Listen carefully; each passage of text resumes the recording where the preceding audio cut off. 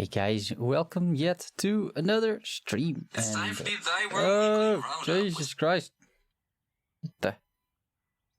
I'm just checking my own channel, guys, because I always need to check whether I'm like actually live and what it sounds like, because it is just so random. Guys, because I always need Alright, so sounds good.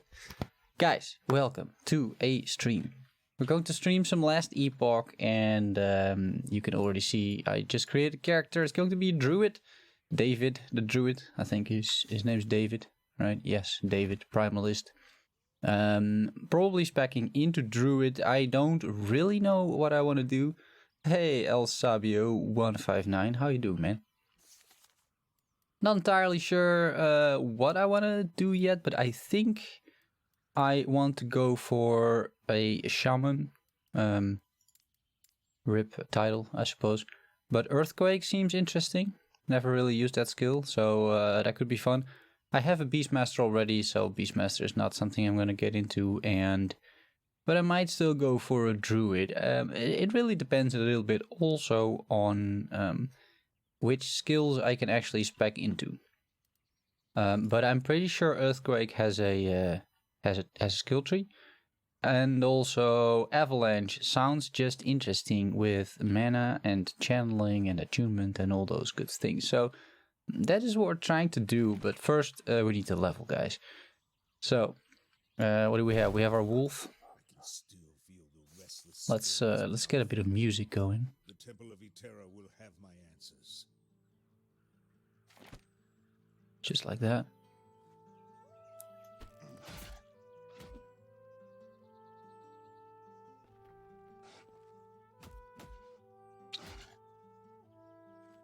Yeah, the first part is going to be relatively easy, but that's completely fine. If you have any questions, just let me know, of course. And yeah, I have a stash full of stuff, so I'm not gonna really pick up loot. There's no real reason for it either.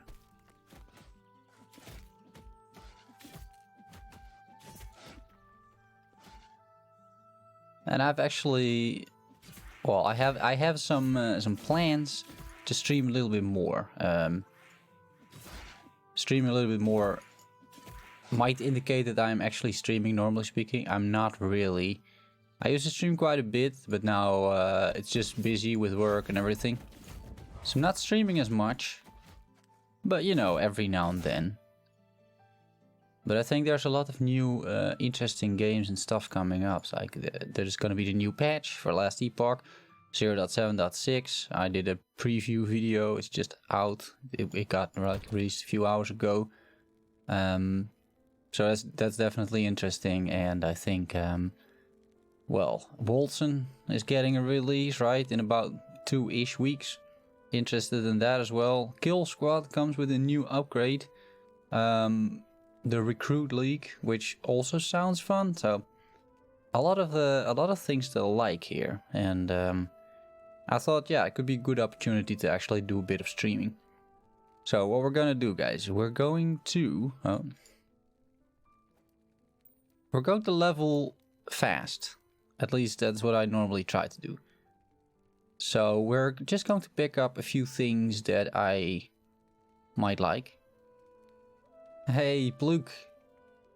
Damn, the graphics been improved a lot. Yeah, they have.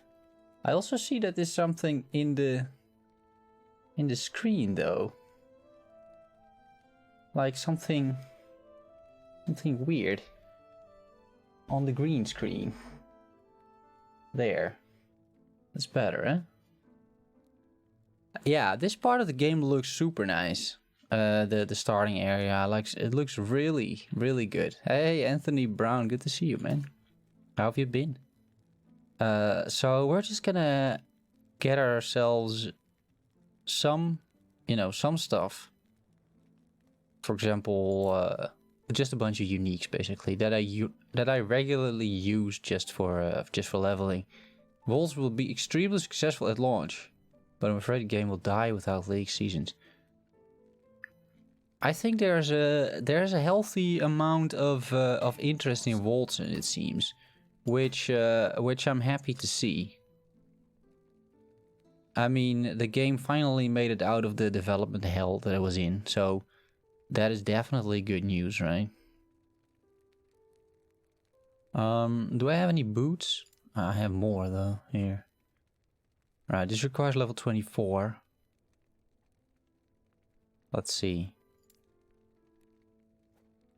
The Falcon. We're just gonna go with a two-hander here for now. It doesn't really matter, I think. Let's see. Throwing damage? No, that makes no real sense. This one is pretty okay, but I kind of want to leech health. Here, level 8 boots, Morning Frost. This book. I don't really do elemental damage. This is probably decent, but that's only at level 35. Oh, you can't wear this? Yeah, okay, fine. Sick, but otherwise good. Yeah. Oh, that's nasty, man. Not something serious, I hope. Yeah. Here, I've also been like a little under the weather. But you know, you can really hear it in my last video. I think like my voice is a little weird over there. Now it's pretty much okay. Okay, let's find something like a helmet. This is pretty okay, I think. Here, freeze chance and maybe a belt. Like this one, the Viper Tail. And an amulet. Health regen, damage releases health. You are inflicted with bleed when you cast a spell. Yeah, no, it's just annoyance, yeah. Cast a small lightning explosion when you are stunned.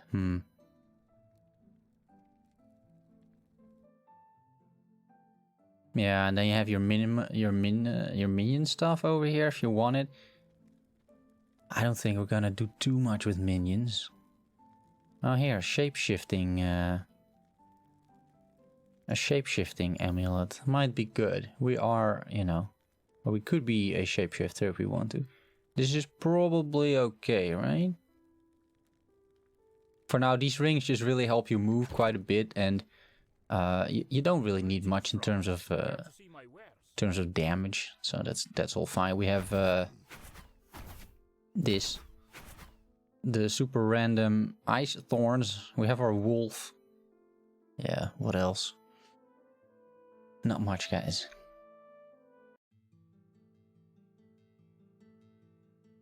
So normally when I'm leveling, and I've created quite a few characters already, what I try to do when leveling is basically find like a skill that allows me to like cast once, like this, right?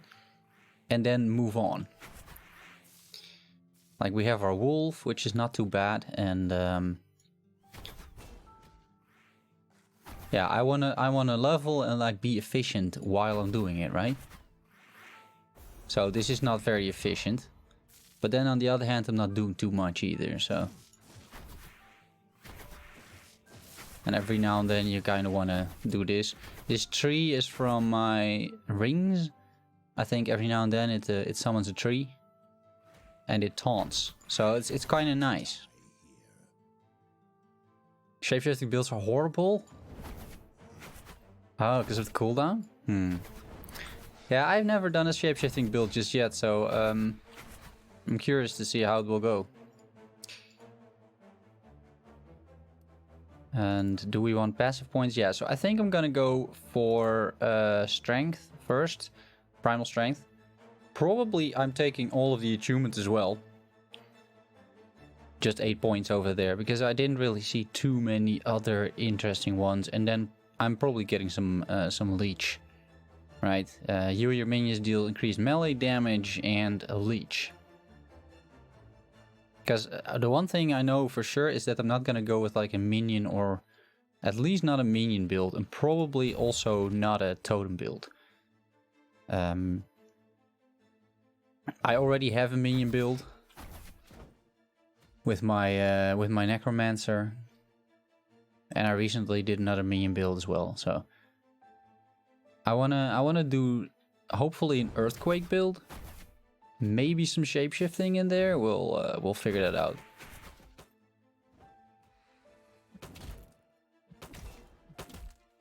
So his weapon is pretty horrible. We might actually be better off with some spell damage weapon or something, so that our ice thorns do a bit more damage. It does freeze pretty well though, that's one thing. Okay, so I summon a thorn totem. Like, those things also damage. See, you can just summon the totem and then basically run around, spawn a totem every now and then, and you just get the experience from them killing something. So that's usually pretty effective. There's nowhere to run. Surrender the shard. Dispose of this interloper. And I think pretty soon we're going to figure out what kind of skill we want to invest in.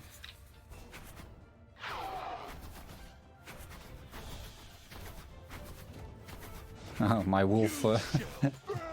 My wolf brought parts of the map, I see. But it's okay.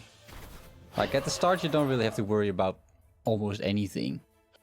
But I have already noticed that my weapon is basically useless, right?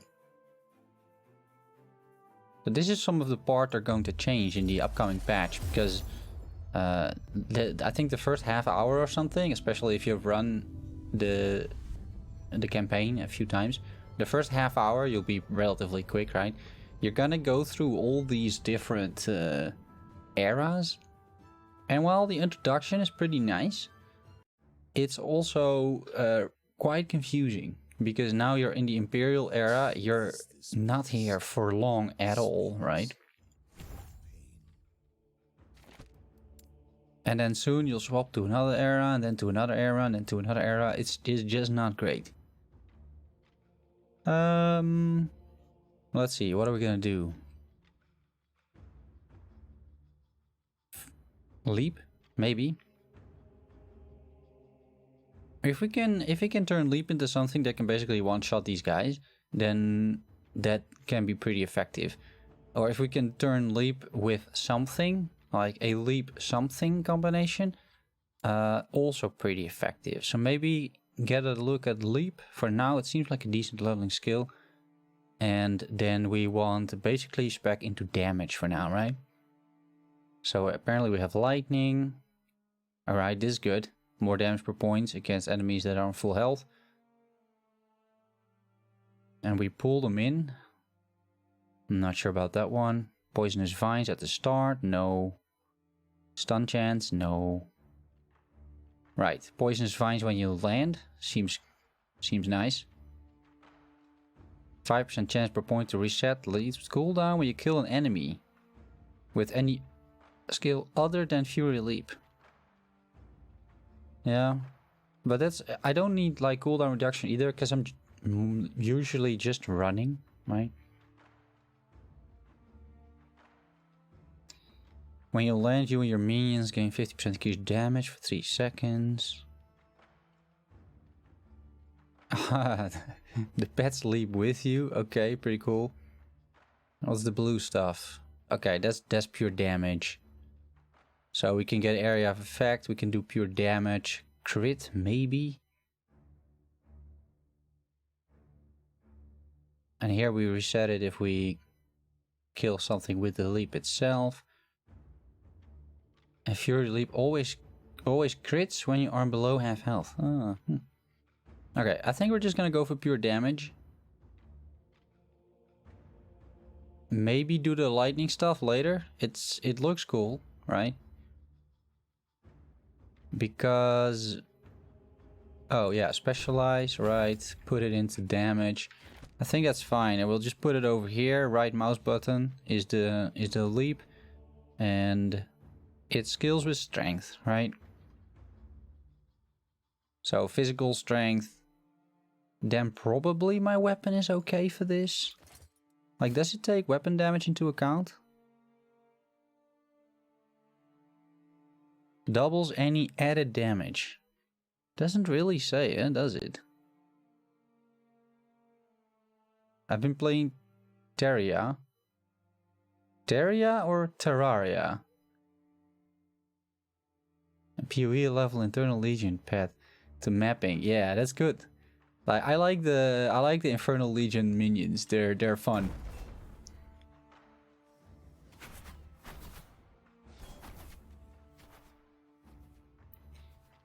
And you can constantly have those things die. It works pretty well with Summon Raging Spirit as well, up to a point at least. Oh. Yeah, and minions in this league are absolutely OP, so going with minions these days in PoE is always a good idea. So the cooldown is long. 7 seconds is a long time, but then again...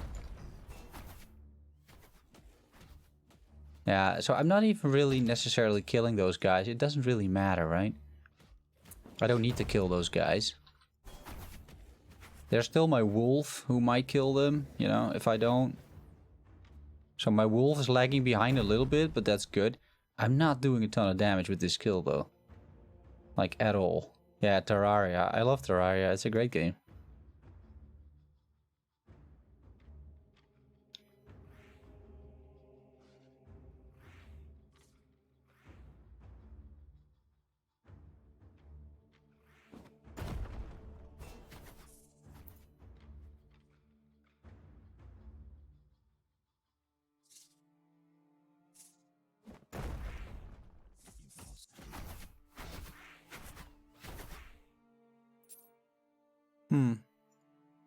Not too sure about this guild just yet, to be honest.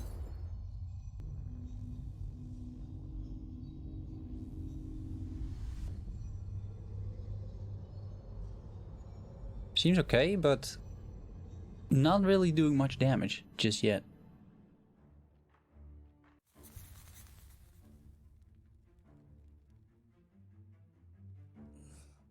Again, something is not right here. Yeah, and this to new players is pretty confusing, right? Like there are these guys everywhere. These eras everywhere. You have no idea what the hell's going on, right? When I first played this, I had the exact same thing. Like, what the hell is happening here, right? Do I want area of effect? No, I think I'll just go for damage, basically. And we'll use the strength. So what do I want to plant when I land there, right? Maybe a totem. The totem doesn't really seem to do too much either. Okay, that actually killed them. Because of a crit, I suppose.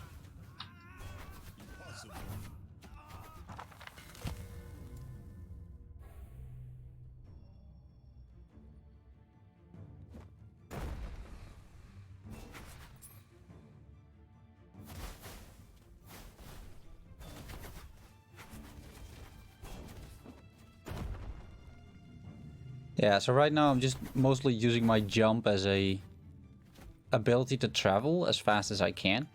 Because that's what I want to do, right? I just want to basically get through the campaign as fast as I can. And then we'll do the actual leveling in Monolith runs, for example. That is totally fine.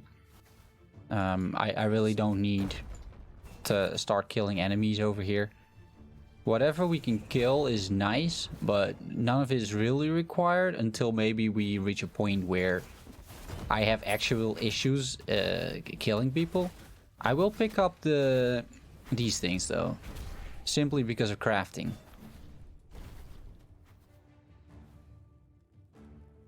Because you'll never have enough crafting materials. Keep them off me. And here we can just use this, right? Like I have decent sustained damage actually. Also mana isn't really an issue, it seems. Just yet.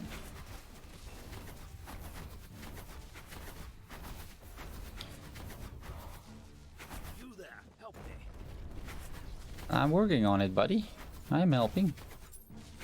Oh, we can even freeze the big guy. Okay. Yeah, and I suppose a little bit of money always helps. Yeah, no. Totally fine.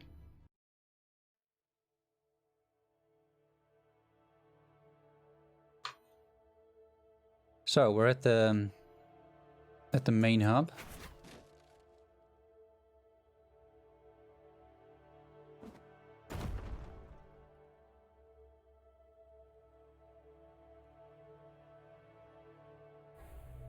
Alright. Let's see. Yeah, you get the passive points, of course. That is very useful. Hey, Jasper, good to see you too, man. Yes.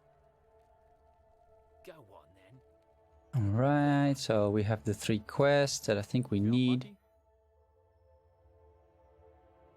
We've got some more coin, you know where to find me. We can gamble at that guy, but there's not really interesting that we want to gamble for. Let's get this belt. Which kind of amulet do we want?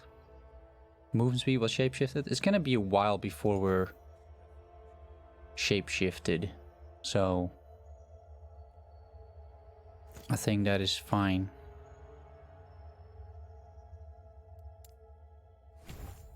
We're picking up the strength nodes. We got Eter's Blessing, but that's just a heal, right? Yeah, I don't need a heal. And I don't think we need any of the pets, really. We could get... I think there are easy ways to get another pet, like an additional one. Right now I only have one. There's only one pet that I can take. Oh, I have another attack too. Swipe.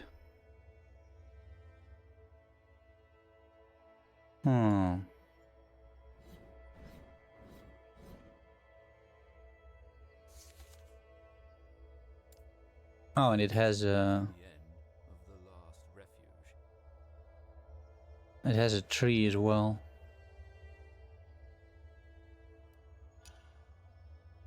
And it skills with strength as well. It's melee, physical melee strength, just like Fury Leap, right? Yeah. Well, let's see. Let's see. Tempest Strike is a cool skill as well. Just not really... It's hard to spec, I think, for something like Tempest Strike, because you either need to focus on, I think, a single element and then use that for speccing. Yeah, this is an area that runs absolutely atrociously for me, always, basically. It's even worse when streaming, apparently.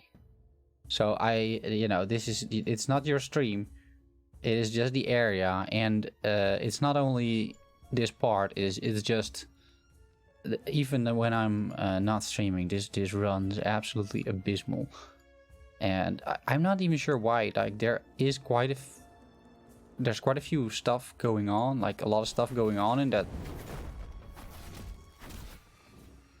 area, but you know, it really should run better than that. But you can see it up to some extent that, yeah, this game just has still performance issues, and it's a bit of a shame. So, you know, why can't they just fix these FPS issues? Yeah, I mean, it is a good question. I think there's not a full priority on it, right?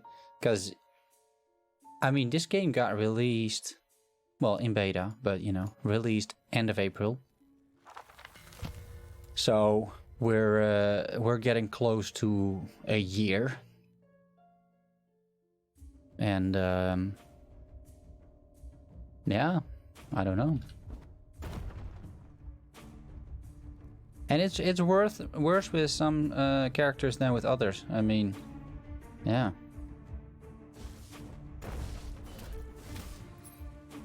Yeah, the most annoying thing, you enjoy the game, but this is the issue. I totally agree. Like, I had the exact same thing. I enjoy this game a lot, and you know, I have pretty good hopes that this will actually get fixed at some point, but there are just some of these issues, yeah, that are to some extent like almost unacceptable, right? Because they're just so prevalent, and you would imagine like, yeah, but why is it so hard to fix? So hopefully it is not like let's say an issue with the engine or something, right?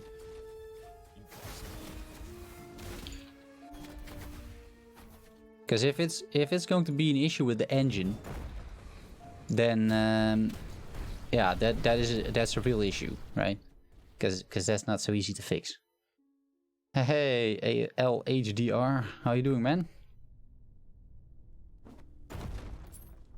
Looks like I joined the perfect moment. Yeah, the FPS performance was keeping you from buying it. I totally get that. And I think that is a completely valid issue to have with the current game. And if that really bothers you, then yeah, then you shouldn't buy it yet.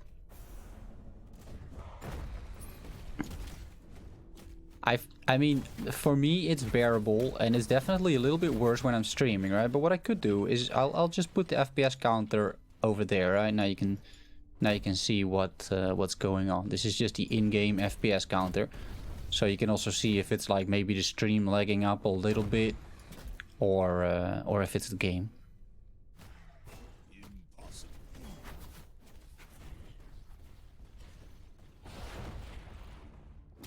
Right, so this is a new guy, and you need to be careful a little bit around this guy, because he tends to kill you.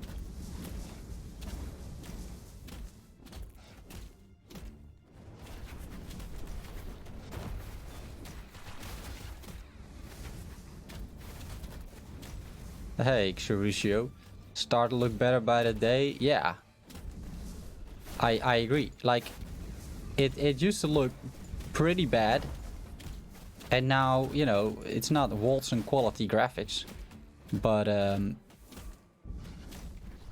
it's not the worst either, right?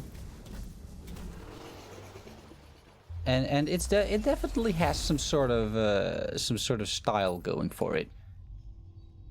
And I really like the purple. Like, that's a bit of a weird comment maybe, but the purple looks really good to me usually. But yeah, for performance issues, it's a bit hit and miss. I found that mostly during the campaign, the frame rates are fine. There are a few areas that really have bad frame rate, but I found mostly it was okay. Where I start to get like real issues is at the Monolith of Time, at the end game. That's where I really see like significant frame rate drops, because that is also usually the moment in time where your build well, starts to be fully effective, right? And usually when that happens, all sorts of stuff starts to happen. This is a little dangerous, by the way, because I'm still alive here. See? So I'm actually still damaging, hoping to kill the raptors. And I'm also sort of hoping that they don't kill me here. But that actually happened in the past. Then I'm loading in the next area, and then I get there and see? You've been slain by a lava burst. So that's a bug, and they're going to fix it next patch. But this is not the first time this happens to me, because I'm sort of speedrunning these campaigns. I really enjoy your chilled attitude. Found your channel a couple of days ago. I'm too old for those over-the-top half-ass acting YouTubers. Yeah, but I'm too old for that as well, so I'm glad you were enjoying this, man.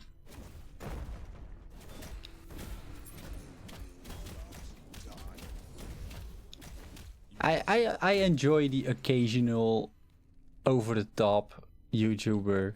Like, I used to review a ton of Skyrim mods, right? And if you're into Skyrim mods or Fallout mods, then you know usually about people like Gopher or MXR.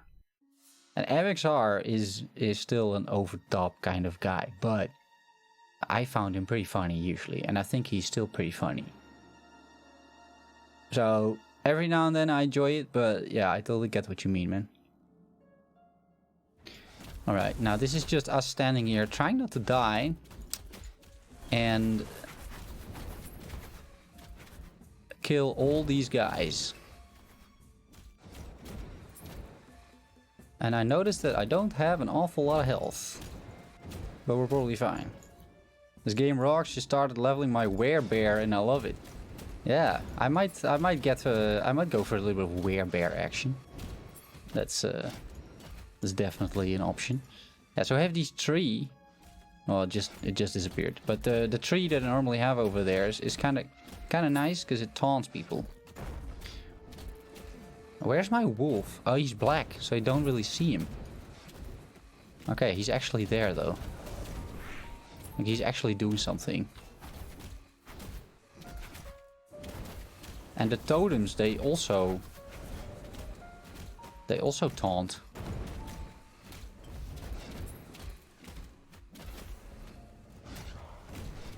Yeah, and because I'm rushing it a little bit, I run the risk of being underleveled basically. So every now and then I'm going to have a bit of a hard time with all of this, you know. But it is for sure the most efficient way to actually get to the end game without spending, you know, 5 hours in the campaign. I'm just not willing to do that. I've seen the campaign like 10 times already, so it's totally fine.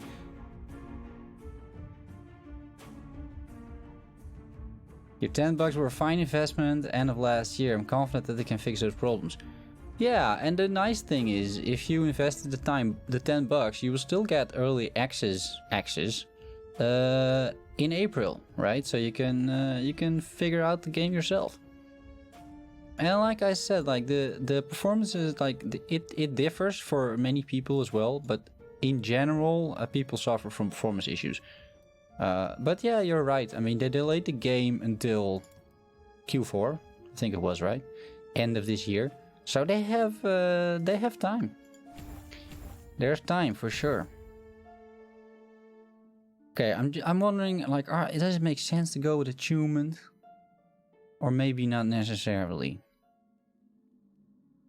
Because I think I just need to spend like 2 points and then go for survival of the pack. It seems good.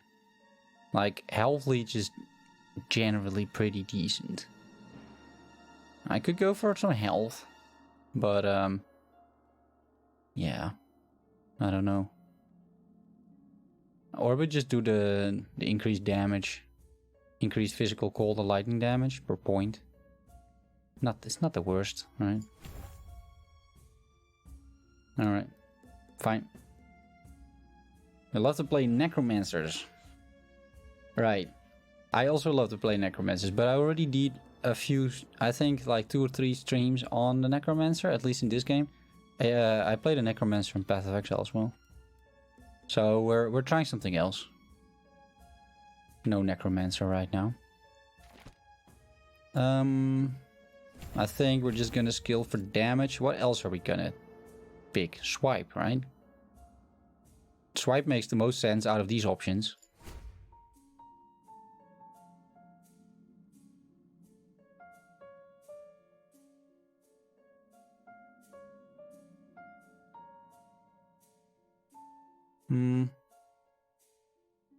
Gain 12% increased damage for 4 seconds when your swipe hits 1 enemy or more. That is always, right? If I swipe. Seems good. Every 3 seconds your next swipe is 10 additional lightning damage. That's flat lightning damage, yeah? So that's pretty good. Cooldown, swipe, claw totems. Yeah, I don't want to have claw totems.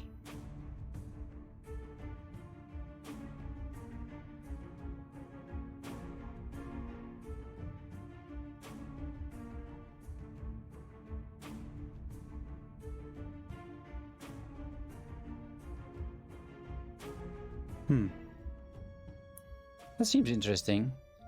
Calling for spirit wolves and stuff. Hey, that's how you find my channel? Yeah. Well, it's nice to hear. Let's see. I think I'm not gonna go into the elemental melee stuff, right? Having additional lightning damage, going with things like Tempest Strike. I don't think I'm gonna do that. Instead, I'll probably just want to do pure damage, like physical damage, melee attacks. Here's additional leech, which sounds good. And then maybe summon some of the wolves. That I don't know, could be fun.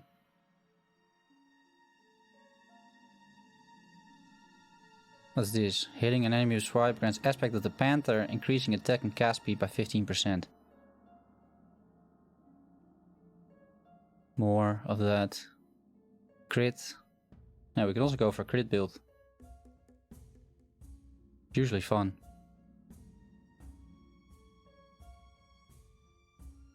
And here's also spirit wolves. Yeah, 45% chance. Alright, let's go with that. Let's go the crit route.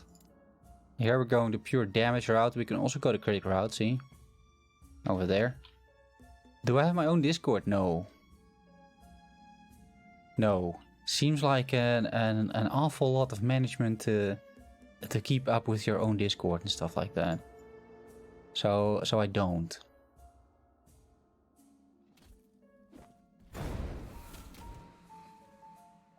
I also summon bees, but that is... Oh, no, don't drop them. Alright, yeah, equip them, exactly. Yeah, bees come from some of the items that I'm using. We are going this way.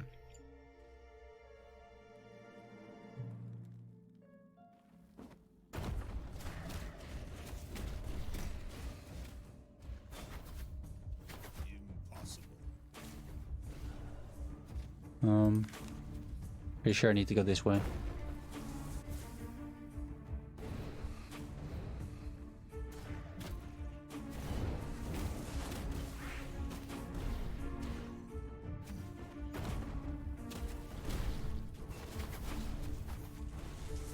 So you have two places to go here if you want. You can go to the smelting halls. That's the main route that you need to go to for the quest. And then we'll do a little bit of backtracking back to the study. I think it was Ezra's study. Picking up a book or something. Yeah, a ledger. And we're just gonna get a bunch of skill points for that, so.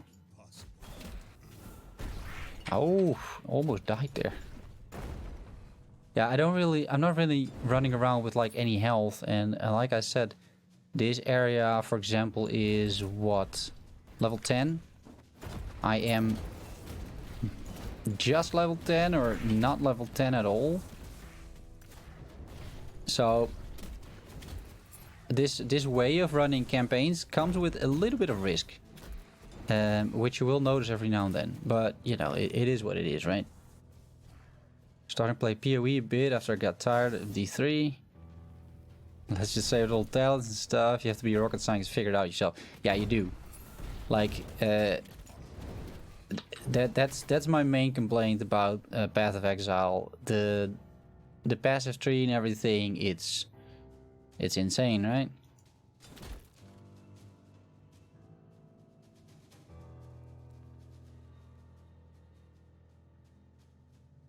Yeah, and I think Last Epoch is a good mix between, let's say, a really casual action RPG or like hack and slash RPG, and, well, you know, the scientist sort of stuff that Path of Exile offers. Because while Path of Exile, I think, is a really great game once you have sort of an idea of what you're doing, the fact is that, you know, it's very, very difficult to actually get into. And I think Last Epoch is very manageable. I mean, the skill trees, you know, this makes sense, right? There's nothing weird going on here. Not an insane amount of skills available to you either. Like, I think it's very manageable. You have the skill specializations, which are cool.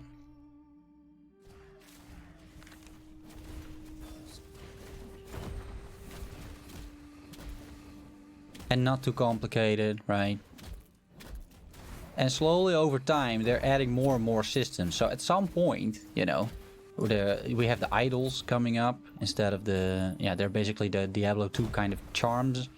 And at some point in time, a new player will be a little bit overwhelmed, right? Because, well, now we are getting like very used to this, and slowly but surely they're adding features, and slowly but surely we can see those features, right, for what they are.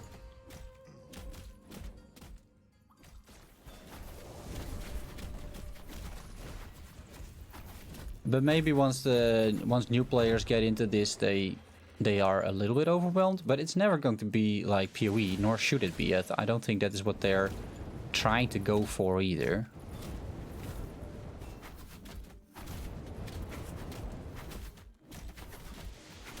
Now he was attacking that tree again. Like that tree is this is a really nice leveling item actually. Did he kill my wolf? Yeah, he killed my wolf.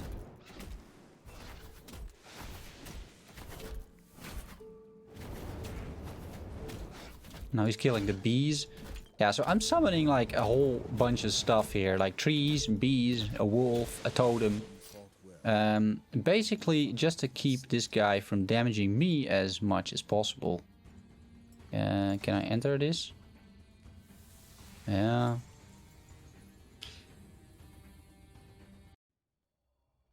Exactly. Well, D3 on the other hand feels way more strict. Yeah, I haven't played much of Diablo 3 to be honest. Not much at all, so I can't really comment on Diablo 3, but yeah. I was a huge fan of Diablo 2. I have to wait until Diablo 4 to be a Druid and transform to a bear. Yeah. I think Path of Exile is going to introduce it as well, by the way. PoE 2, which that will also be at least a year from now, right? But they will have it, right?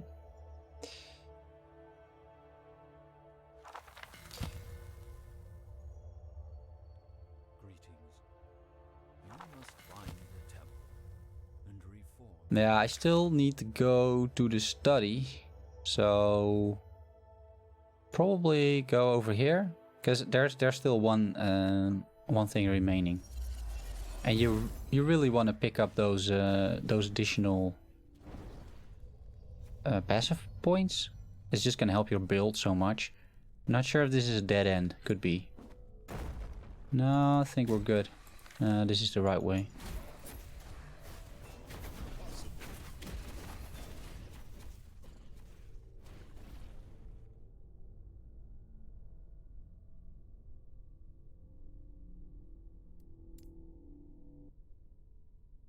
Yeah, so I think we're gonna go for this one. You and your minions deal 5% increased melee damage, and I think we're gonna go for melee as well.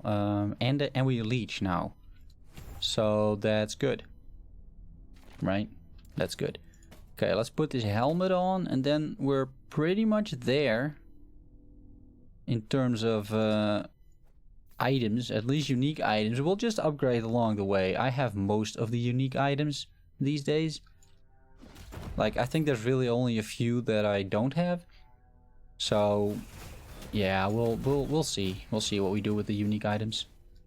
And I also have an entire stash full of crafted rares that were good on a character once, and well, it just allows me to do like some easy leveling and trying out new builds that way, which is kind of nice. Because otherwise, you need to. Well, if you would need to do solo self-found every time, you know, that might be fun for a stream, but otherwise it's a lot of effort, right? Okay, so this is the quest.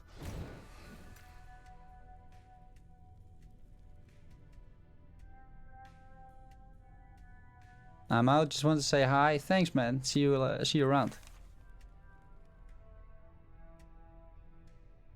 Yeah, and I think we'll be streaming for a while. It's only 8 o'clock over here. Yes. Alright, that's my passive point. Oh yeah, I need to talk to her. Oh.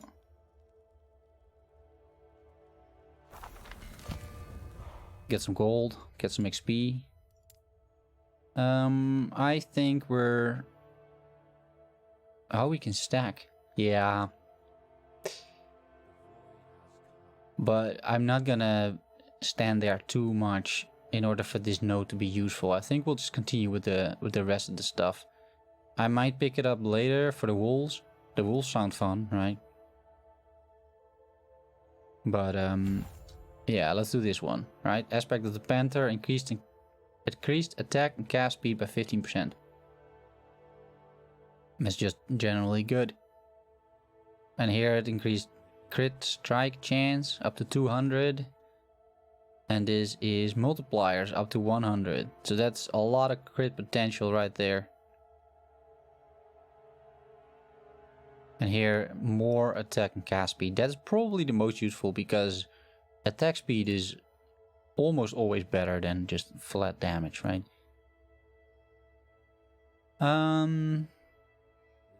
More damage? Just flat damage? I think so. Yeah. Just flat damage. I hope races in last epoch will be a thing. Oh, races. I thought you meant like elves and dwarves. I was like, I'm not too sure about that. Yes, races. Community races. I think it will be. Like, the way I've seen last epoch development evolve over over the course of the last year, basically. It started in April, right? I bought the game in April as well. What I've seen happening and what I think the developers are doing extremely well is, first of all, listen to community feedback. Now, all developers with an early access game claim that they do, right? But maybe 10% actually does it.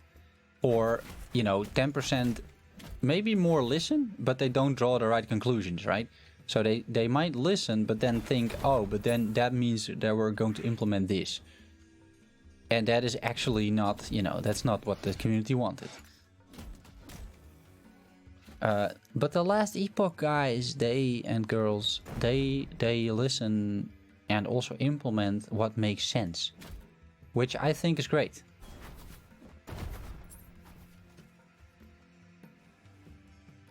So to come back to the races thing, what I feel that these guys do is not only listen to the community, but also definitely take a lot of inspiration from other games, from similar games. Games like Diablo 2, games like Path of Exile. Just classical games that made this genre shine, right? And I think they're very well aware of what these other games are and what they're doing. Some of them are even streaming them playing other games like Path of Diablo, for example.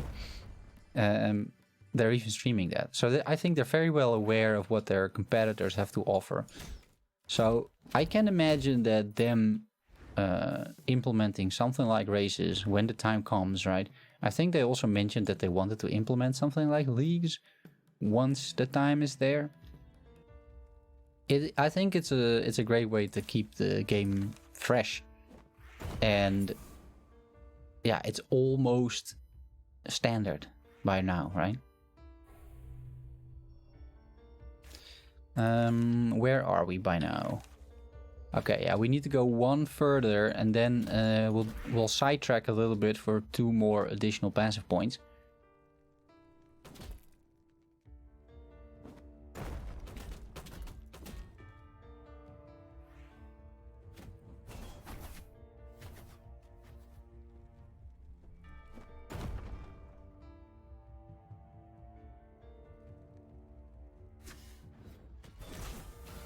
Yeah, so I'm not even gonna bother trying to kill all these rares. We have our wolf that might try that, but yeah, I'm just trying to basically speedrun. Well, speedrun not really, but at least do a speedy run of the campaign.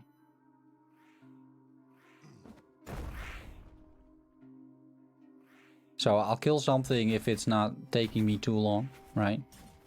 Because we still have the wolf, and we're still like sort of passively gaining experience here. Without having to do too much, which is good. I think this is also new music. Of them. Yeah, what I really like also in their approach is like their constant stream of updates. There's always something new to do. And they have a few, let's say, big content patches to look forward to, right? Such as, let's say, multiplayer, if you're into that sort of thing. I'm not much of a multiplayer person in these kind of games specifically, but I can imagine people liking it. I mean, Path of Exile, I'm always playing solo, right?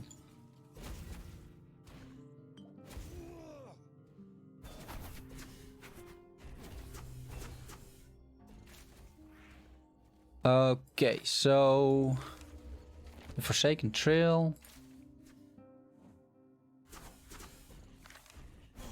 And we're gonna go there, here, the Wasteland.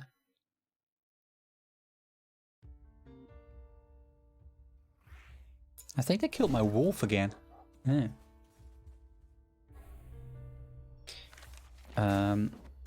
Kill these really quickly and then pick up the quest. I think I don't have it yet. It should be over here. Yeah, she has it. There we go. Just makes my life a little bit easier. Yeah, so these guys have got a bunch of content patches to look forward to, but also every, well, what is it? Every month or something, right? They release a small update or sometimes a bigger update. So you get a few extra skills, and for me that's ideal because I can just, let's say in a week, 0.7.6 drops, right? It probably will in like a week or something. So then I can just start up, for example, another stream. I can make another video about it. I can try out 1 or 2 more builds, right? That are going to be very different because almost every patch there is a new skill, specialization that is introduced. So all of those features combined make for a very interesting sort of way, a race to the finish, right? When does the demo or co-op come out? Yeah, so they don't have any hard timelines on this. But I'm not even sure there's talk about a demo, to be honest. I haven't really heard anything about a demo. But multiplayer or co-op is planned for phase 3. And right now we're basically in early access. Early access consists of 4 phases. And we're currently in phase 2. We're a little bit in the middle of like phase 2 and phase 3. So, you know, probably around the summer. That would be my guess. But there's no official word on release dates when it comes to this.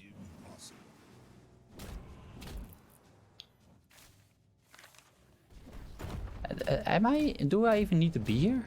I think so, right? Let's try not to die. Yeah. Should, like here at the end of the tunnel, there should be something.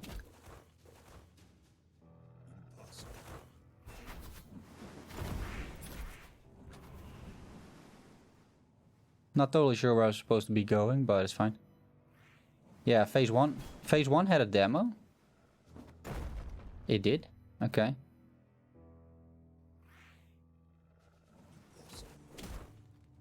Yeah, I don't know. I just bought the game. I didn't play a demo first. It just looked interesting to me, and I had a great time the first couple of months that I bought it. And then afterwards, I stopped playing for a little bit. There were still small incremental updates, but nothing major. And then I think about, I don't know, like 3 months ago or something, I just started playing again. And making videos about it.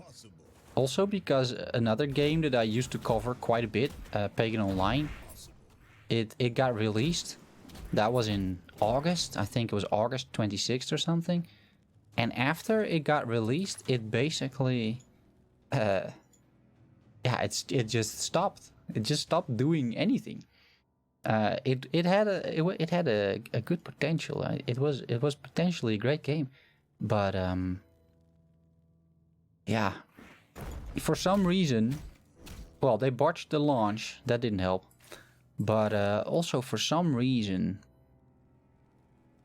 they just stopped developing.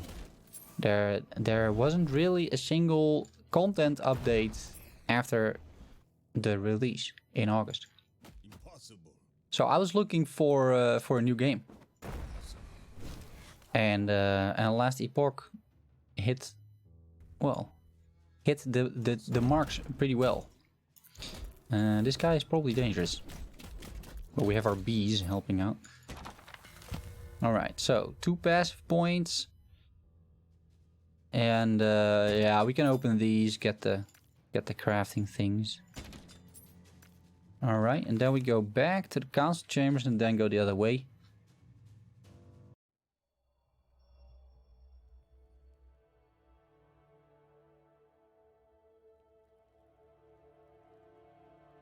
Red City, of course. Long live Red City. Swipe. Yeah, we're gonna go for the attack speed first. Seems like something that's worth 4 unspent skill points. With Maelstrom as well, but it's a cold spell, so that's not really gonna fit into the build very well.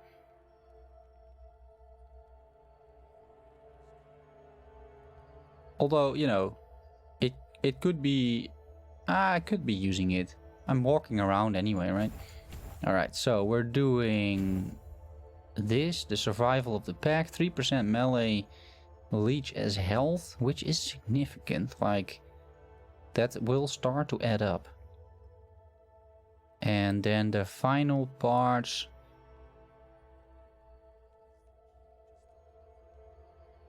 Well, we could do Thorn Bond for additional damage. 8%. I mean, the effect is doubled when you have an active minion. I think, though, that we're going to reach a point in time where I will not have an active minion. Because right now I don't have an active minion because my wolf, I'm not doing anything with my wolves, right? I'm not giving it health. I'm not doing really anything with it. So this guy's dying all the time. I'm not sure how useful this is going to be. And maybe I don't want a wolf. Maybe... yeah, I don't know. I'm not too sure about the minions. So maybe just this one. Tempest Born. Alright, let's rearrange the skills a little bit. Maelstrom, what does this actually do? Alright, yeah, as expected. Yeah, it's not bad, right? Not sure how much damage it does. It doesn't really say. There's nothing in my build that allows me to, well, do additional damage there, but it's okay-ish, right?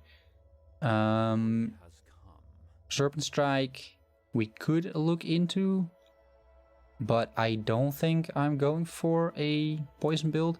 Tempest Strike is also interesting.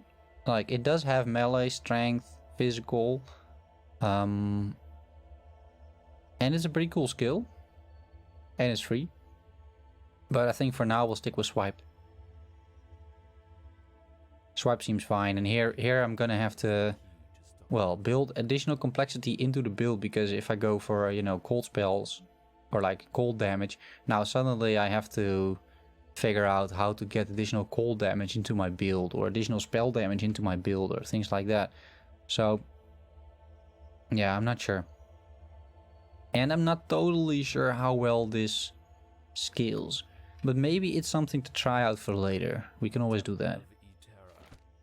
So do I want a wolf? I might want a saber-tooth, right? And I don't think I want this, what was that? Like this thorn totem. Can I have 2 minions at once? Yeah, I can. I think that is the maximum by default. So I can have two minions. It's better than a totem, right?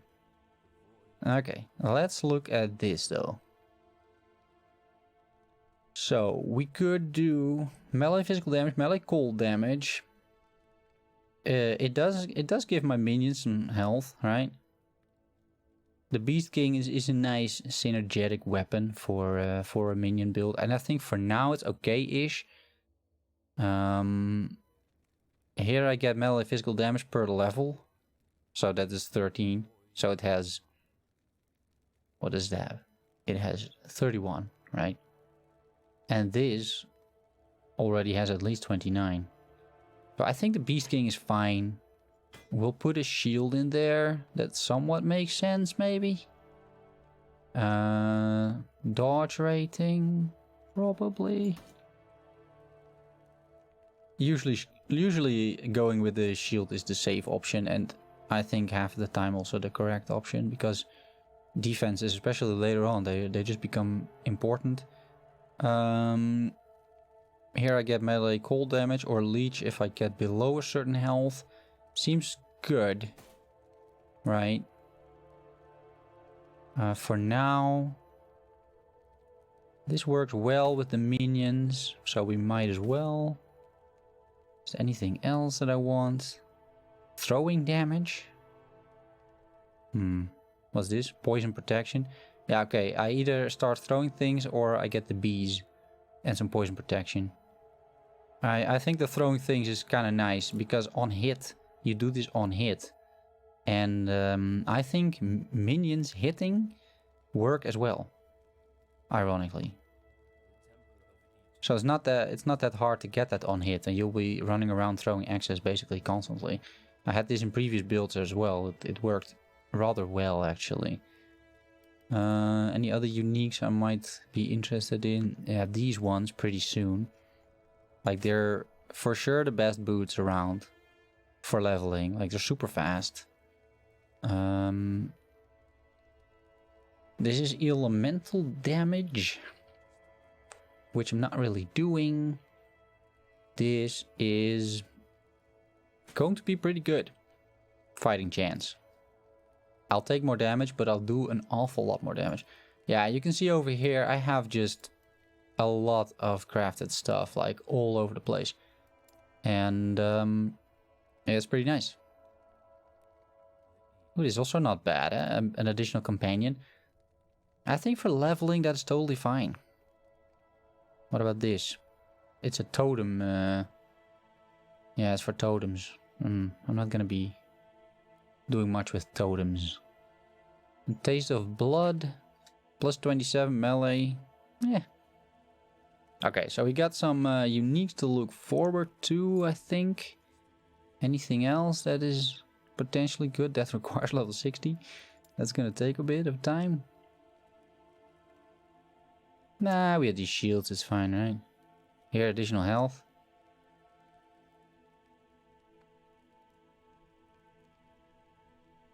No, I think we're fine apart from that.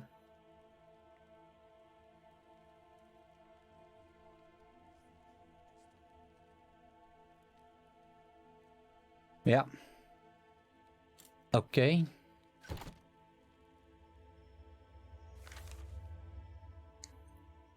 Time to continue the campaign.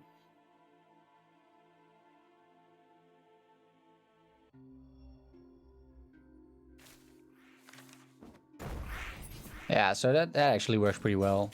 I mean, I have a bit less range, but I get more attack speed, and this thing hits for about 250, which, you know, for leveling is pretty decent.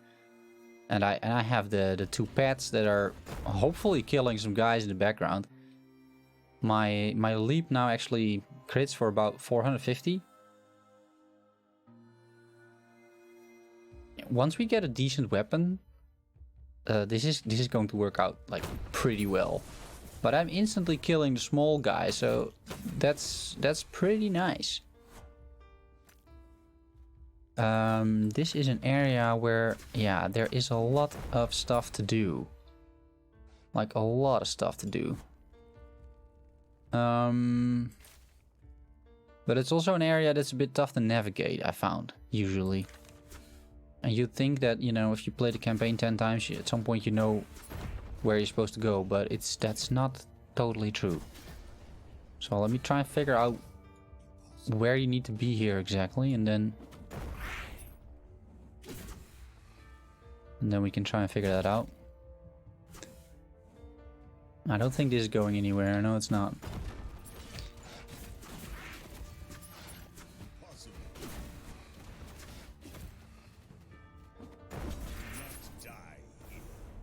Alright, level 14. This area is level 16, so we're running behind a little bit. Which is okay. And I'm also lagging here. For some reason, which is weird because this is not even online.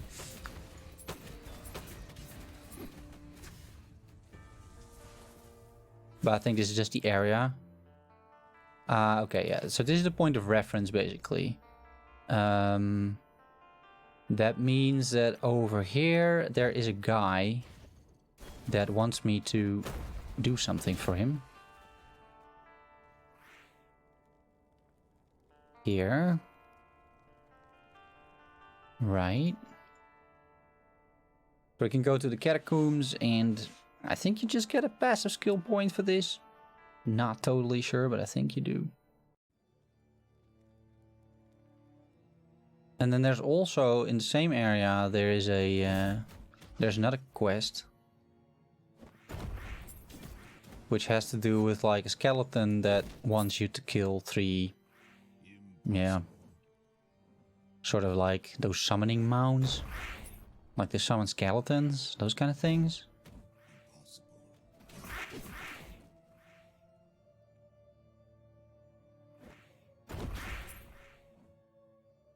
It's not too bad. Like, I land. I have this too. Like, does this work? No, it does 8 damage. No, that's not very effective. That is not very effective. But it's okay, you know.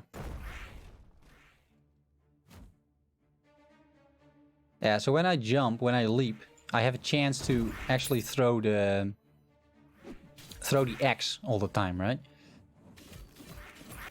And then every now and then you just turn around and you do this. It's pretty effective. Like, I found this to be one of the more effective ways of leveling. So if you ever want to, you know, level another character, I would definitely not, let's say, walk around the levels and try and kill stuff, because that is just very inefficient. You're much better off doing that in the late game and just try and get to basically the Monolith of Time as soon as you can, right? And then try leveling in the Monolith of Time, because that is super efficient actually. It's also a bit harder, but then again, the Monolith of Time scales to your level. So if you reach that at, let's say, level 45, right, which is, well, in my case, not uncommon. I've reached that at level 45. Then you're basically set, because you can just level. It's going to be nice. It scales to your level. It's not going to be too difficult. And you might not make it past, you know, wave 15, especially not with the new changes coming up. But that's totally fine. I mean, it doesn't really cost you anything. And there's a bunch of enemies that are packed over there. And then you could just get a few arena keys and start running arenas. Arenas are the most efficient way to level. Monoliths are not bad either. And I think questing through the campaign is probably the least efficient way to level.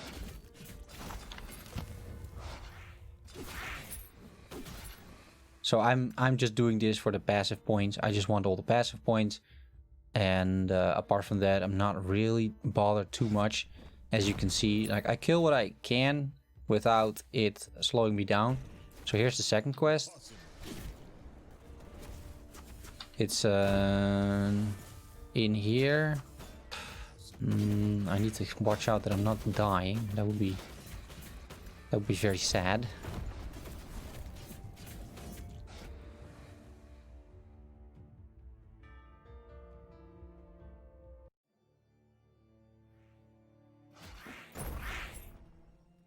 Yeah, so here there's this skeleton and you need to kill 3 items for him. 3 enemies. Crits are not bad, 500 at this moment in time. That's really not bad.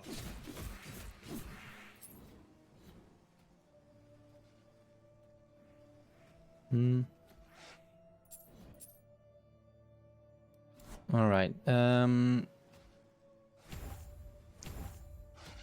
I still have points.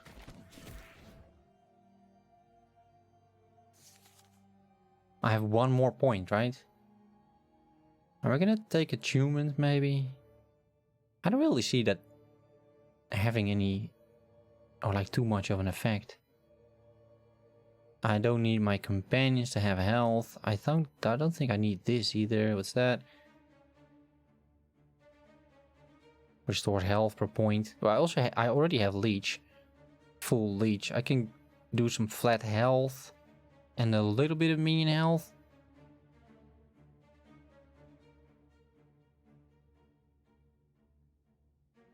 Yeah, just go with the achievements, right? And then the mastery we gotta think about, but I think we'll go for a shaman here. I'm just interested in earthquake. Just want to see how that works.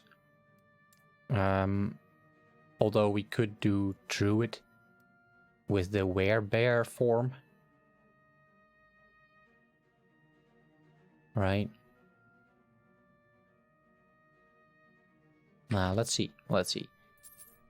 Another reason of like not trying to level too much while doing the campaign is that you will end up in a situation, and I think this will be fixed, but you'll end up at the situation where you have more passive skill points than you can actually spend.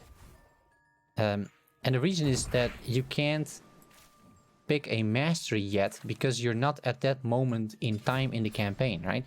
Because only at the end of time, once you reach the end of time for the first time, only then can you pick a mastery.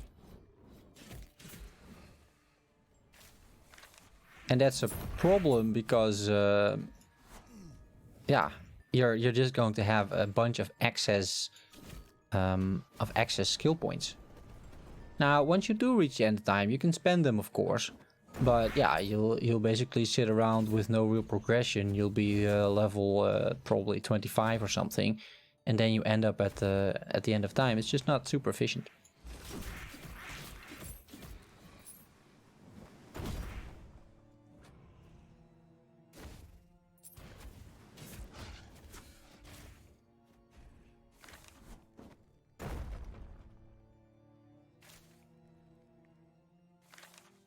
You can go to Master Keys before you've picked your mastery.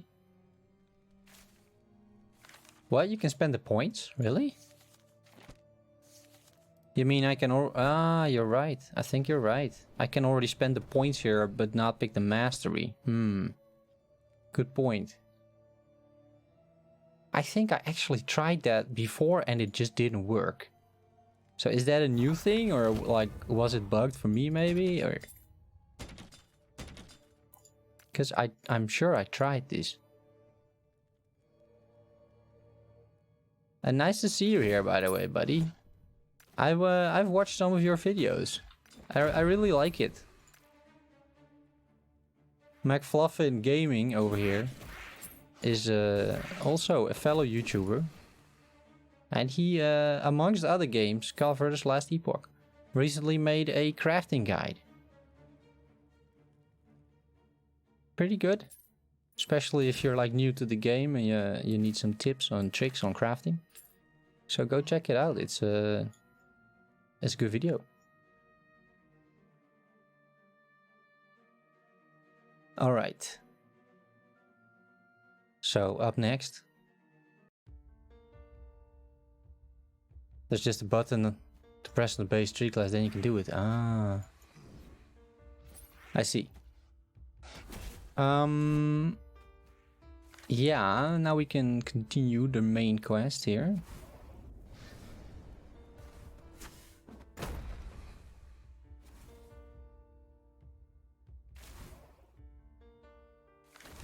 Need to figure out a little bit where to go. This is, I always find this a very confusing area, to be honest.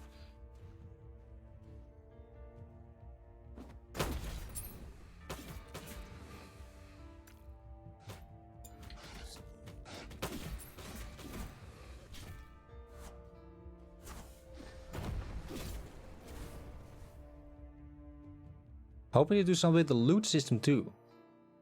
After doing countless hours of mono runs and so on, the loot just isn't there. Rarely find anything over level 60. I haven't really had that issue. I don't think. I mean, I think at the end game, what you are probably supposed to be doing is crafting, right? Because crafting is going to yield you the gear that you want. And yeah, at some point, the crafting just needs to be good enough. Oh, watch me die again now here.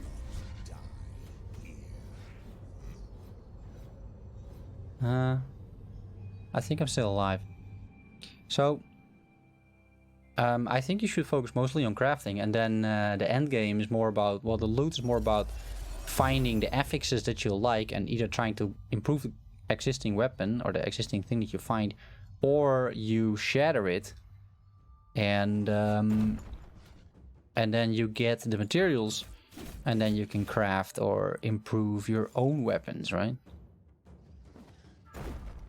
So I'm completing these like you really don't have to. It's not necessary at all. But I don't like these things remaining in my quest log.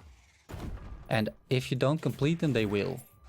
So, you know, might as well get a little bit of experience, that kind of thing. Any advice for someone new? You should be a little bit more specific than that. I have plenty of advice. But you need to at least pick a topic. Unfortunately, I can't stay. That's fine, man. You have to go to class? Yeah, sure. We'll talk again soon. Yeah, here it's 8 p.m. It's 9 p.m. now, so. No classes. And unfortunately, by now, I'm too old for classes, so that's good. It's not something I'm missing, to be fairly honest.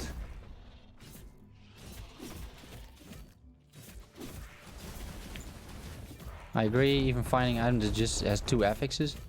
Yeah, I mean, we can talk about some more of the endgame stuff later as well. I feel that I usually find plenty of decent-ish loot, but yeah. And maybe we have a bit of a different opinion on that. This is, by the way, also a zone that suffers from a bit more performance issues as well.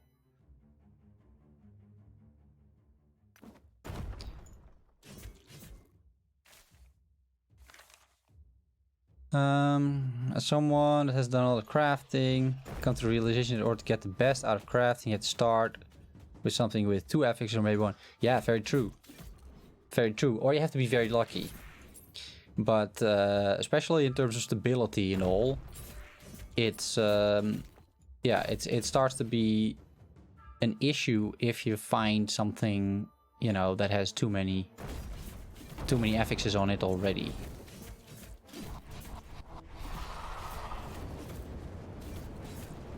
It's like I don't really know, but where the hell are my pets? Oh, there they are. Hello, guys. Oh, I should get out of that. Yeah. Oh, and they're bringing half of the level with them, I suppose.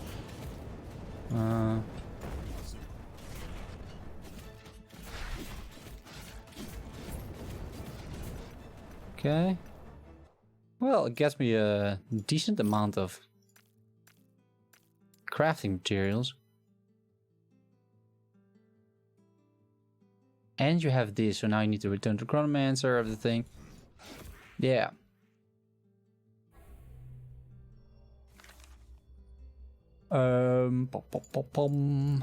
We need to go there.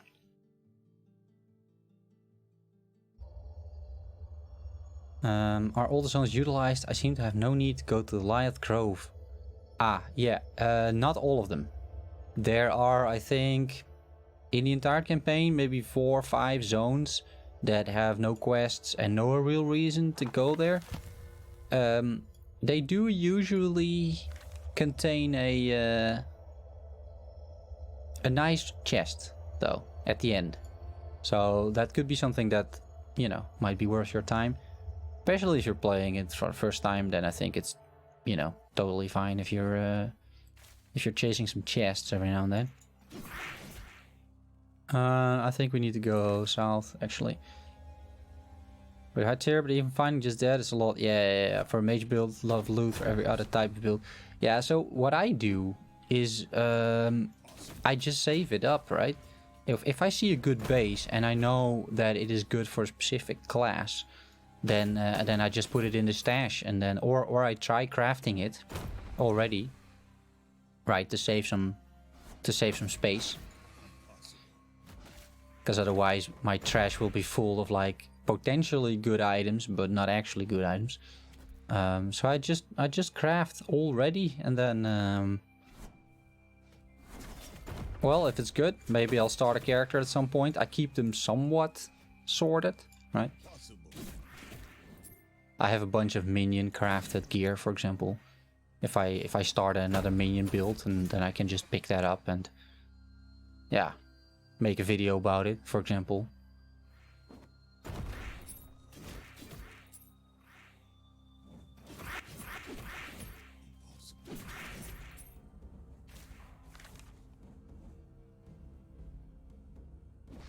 Are melee builds better than range minion builds?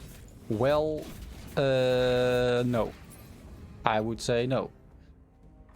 Like, you can definitely play them, and melee builds are totally viable, right? But in terms of survivability, this game at some point reaches a moment in time where you're getting one-shot. Because of the amount of multipliers, for example, that apply to the enemies, or because of the insane number of waves that you have in the arena. So then I think that playing a minion build and like really buffing up the minions is probably a lot safer than going with a melee build, because obviously you don't need to get in range. But, you know, apart from that, if you just want to have some fun with the game, level, you know, to level 80 or something, and just see the campaign and do some of the end game and do some crafting and everything, you're going to be totally fine. Because there's nothing wrong with melee. Like, I'm playing it now myself, no issues whatsoever, right? And I have many melee builds.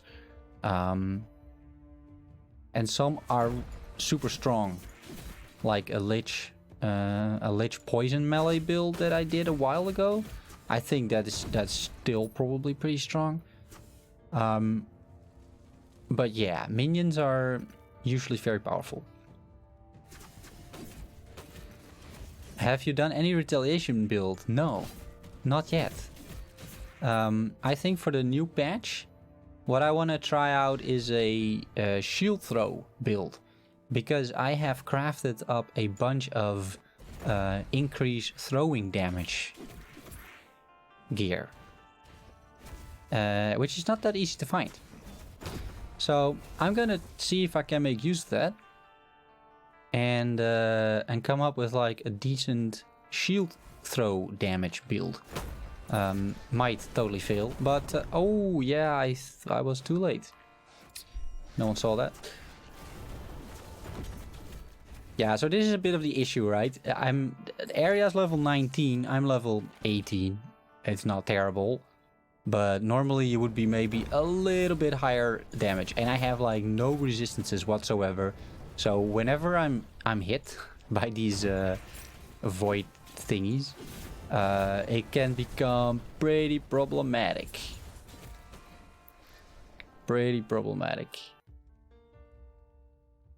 Okay, so this guy is a little hard to trigger. Yeah, there he goes.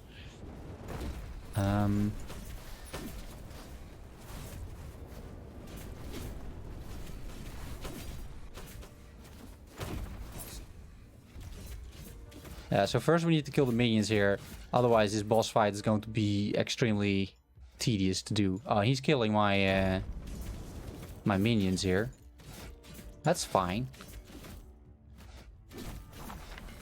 All right, not too bad. Level 19, we're all fine. I tried a hammer throwing Void Knight, yeah, but there are terrain issues.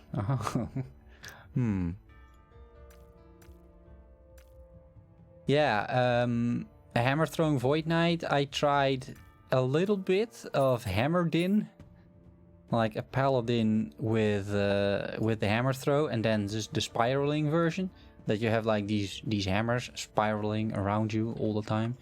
Kind of nice, but couldn't really. I couldn't really manage to like get completely a viable build. But that was also one of the first builds I made, so I also didn't really know too much what I was doing. So might try something like that again. Maybe you could even combine it. I'm not totally sure. We are going with more damage for the slam. What does this one do exactly?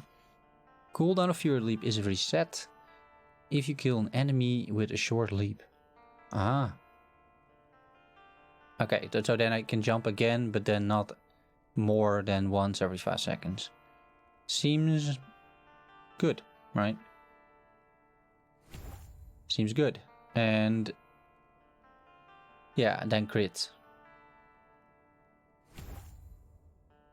And then we do crits. Okay. Yeah. New skill. I don't really see anything that I want to specialize in right now, to be honest. Like,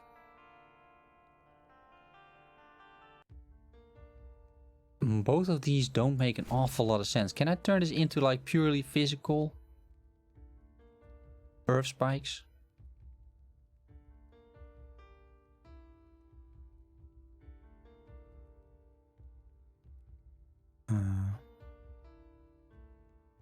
Cannot proc northern winds. Yeah, you have more of those things, right?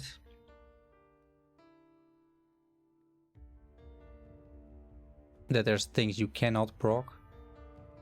So I'm pretty sure I can put Tempest Strike into a certain direction. So here I'm blocking northern winds, and I'm sure I can block another one as well somehow. Oh yeah, here, cannot proc lightning bolt. So then I only have earth spikes. And is earth spikes the physical one? I think so, huh? I mean, I could try and level it at least. It doesn't really matter. It might turn out better than the swipe, right?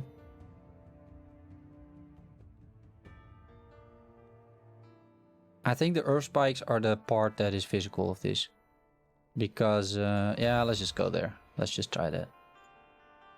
And then instead of the maelstrom, right? Makes sense, I suppose.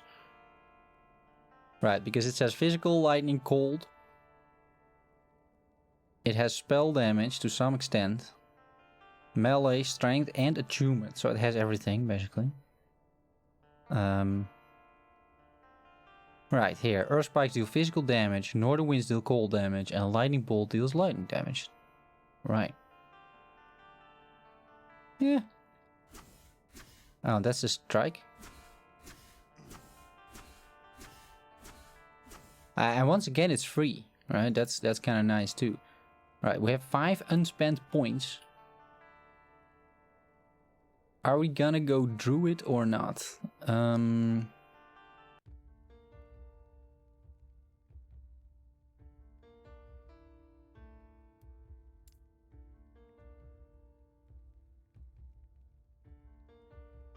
Yeah, I kind of like Earthquake. I kind of wanted to try Earthquake. The Summon Storm Totem, I don't really mind too much.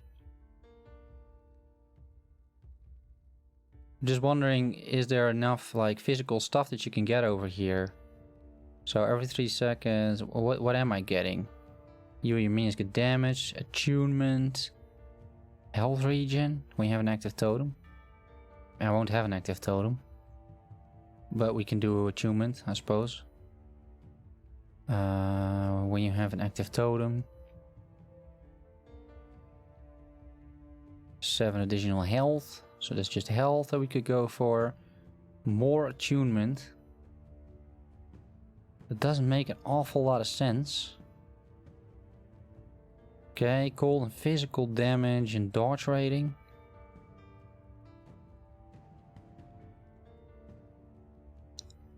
cold damage. Here's some strength. But then shock chance, yeah. Once again, not great. This doesn't really fit super well into what I'm trying to do. Even though it does have the earthquake, which seems like fun, right? I could also spend a bunch of points in Shaman, but actually mastery into Druid. I think you'll still be able to get the skill. But then go into Druid. And then, you know, just get rid of the minions. Apart from that. And go Werebear, right? Just go full Werebear. Here, 7 health and armor. Physical damage, lead, armor penetration.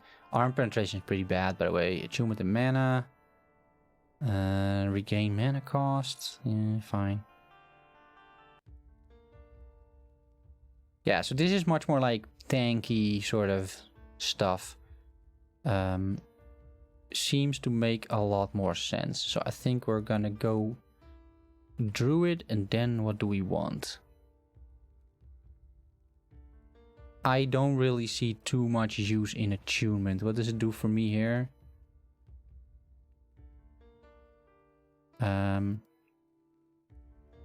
It doesn't really say how attunement does anything there.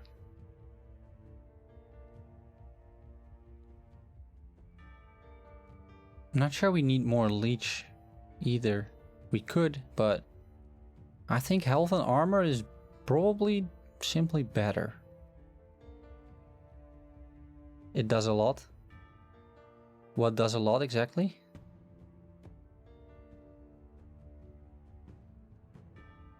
The leech?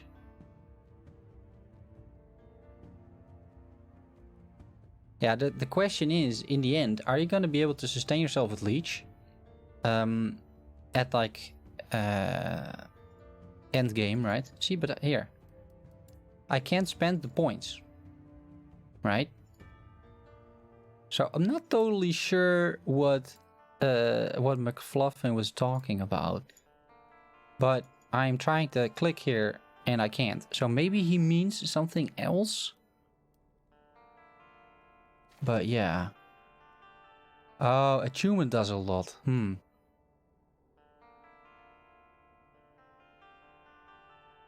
I mean, attunement has general a general purpose, right? It does give you some resistances as well, I think. It says over here, right? Right, against 5 elemental protection and improved skills rely on the innate magic, yeah. But how it works exactly with Werebear is still unknown. But Simon is getting back about that, so that's good. 4% damage, 2% mana efficiency per point on swipe. Ah, I see. Yeah, and that's probably useful because you're gonna be running out of mana. We're gonna be figuring that out relatively soon. Like, once we have the Werebear form and everything, then, yeah. Then we're just gonna do some testing in between and see how we can make it work most efficiently. Up until now, I haven't really encountered like a skill that I absolutely couldn't make work. So I'm sure that at some point we should be able to find some way to make Werebear work, but let's see. We'll figure that out later.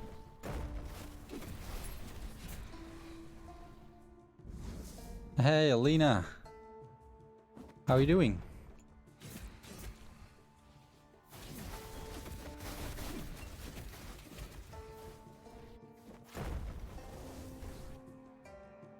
I could also always spend points before mastering a class. Maybe they fixed it. Yeah, but I think at least since this patch, and I think since the previous patch as well, I wasn't able to do this.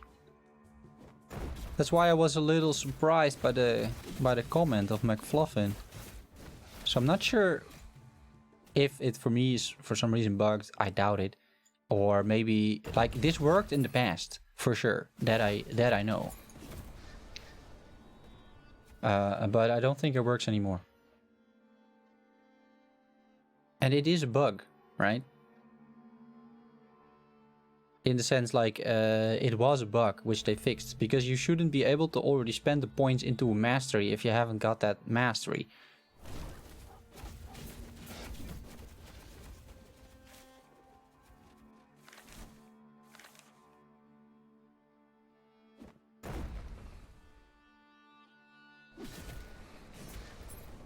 But it's fine, we're almost at the end of time, guys. And that means that we're almost at our specialization. So we're going to be a Druid. David the Druid. Going with Werebear. And then we'll see how it goes. Oh, here. Unique. The slab. I think I'm still missing a few uniques in the game. Not many. But a few. Hey, give me the poison.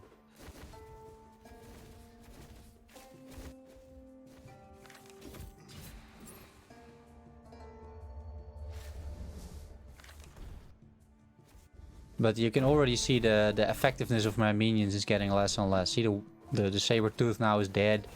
The wolf is about to die. So it really starts to not really matter that much anymore, these minions.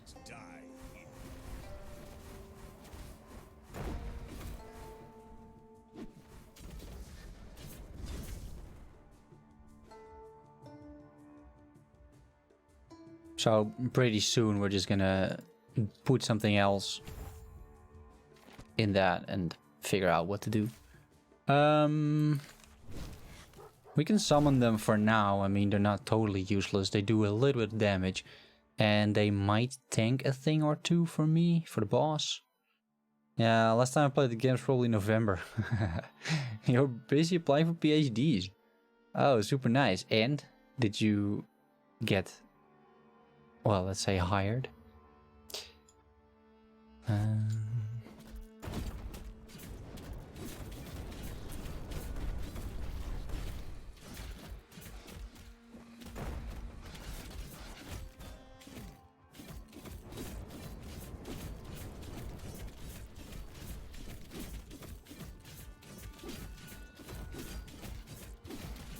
I don't do an awful lot of damage, do I? But then I think this guy is just, you know, he's just very tanky. Okay. I will be glad to leave this land of darkness. All right. Yeah, now we're at the end of time, so that's probably good.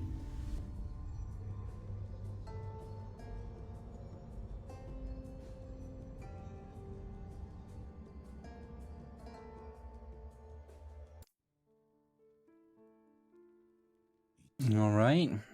What sorcery is this? What sorcery is this? How about the uniques? Anything I can wear yet? Yeah, this one. That's pretty big. That's the only thing. But that is a ton of additional damage already. You've got to go back to the future. What do you mean? You there, traveler. Speak with me. This is the end of time. Where the remains of timelines Here's the mastery quest.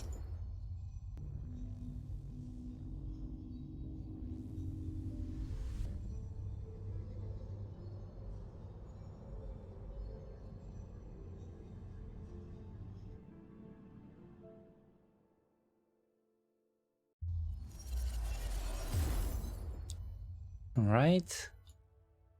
Yeah, and here you'll be ambushed by all these shadows. These guys. You can kill them, but it doesn't really matter. I don't even think like you're not getting experience for it either, so you should just run. And that's it basically.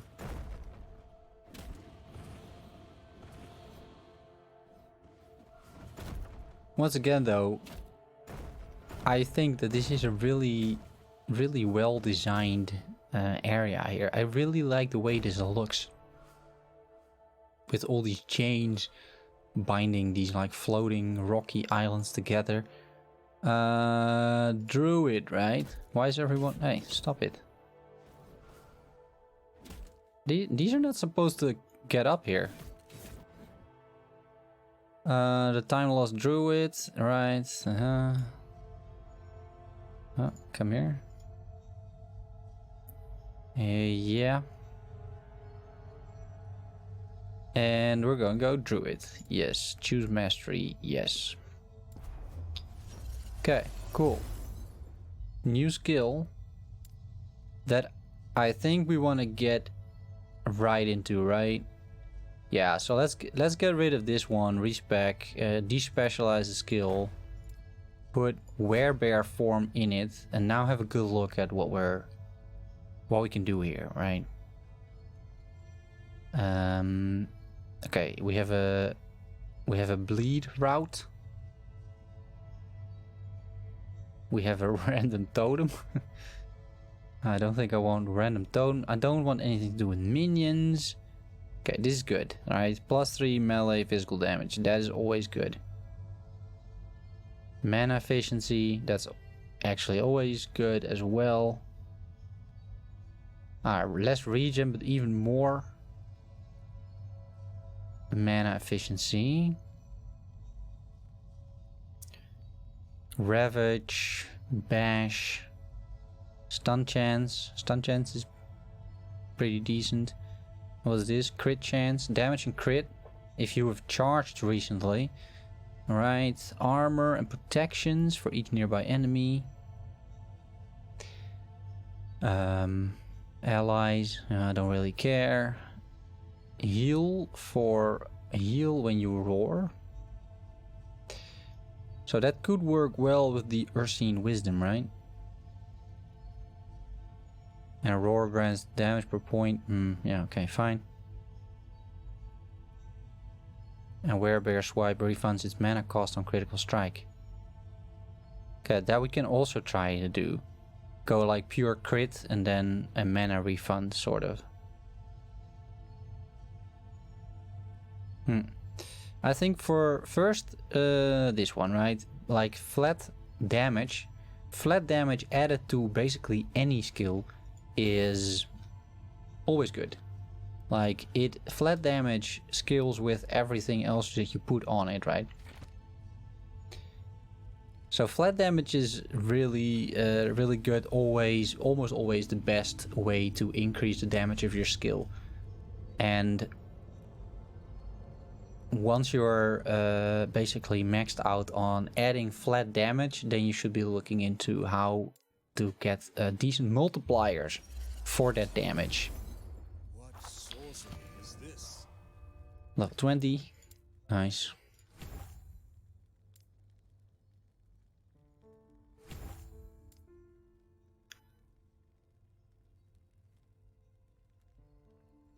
Okay. This place is peaceful, but there is no future. Oh, and right, we have 6 skill points over here. So we're going for... Are you telling me it's bugged? Oh, unlock master keys. Is that the thing I needed to click? That is probably what I needed to click. I think this is what my Fluffy was talking about, right? And then you can assign it. That's just weird. Why would they have that button in the first place? Because now I can assign it, yeah. We want that, or we want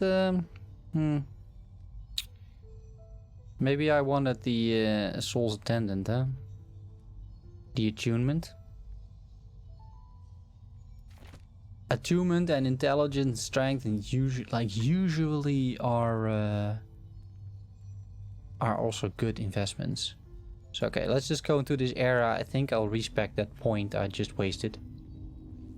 And then fine. Back to the Future.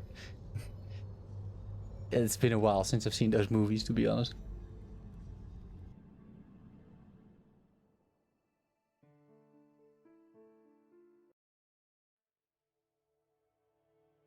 Yeah, also this area is usually an area that has some pretty serious issues for me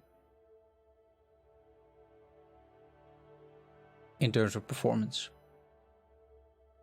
I arrived there a while ago with my undead army, and like the game just completely froze on me. It was it was pretty bad.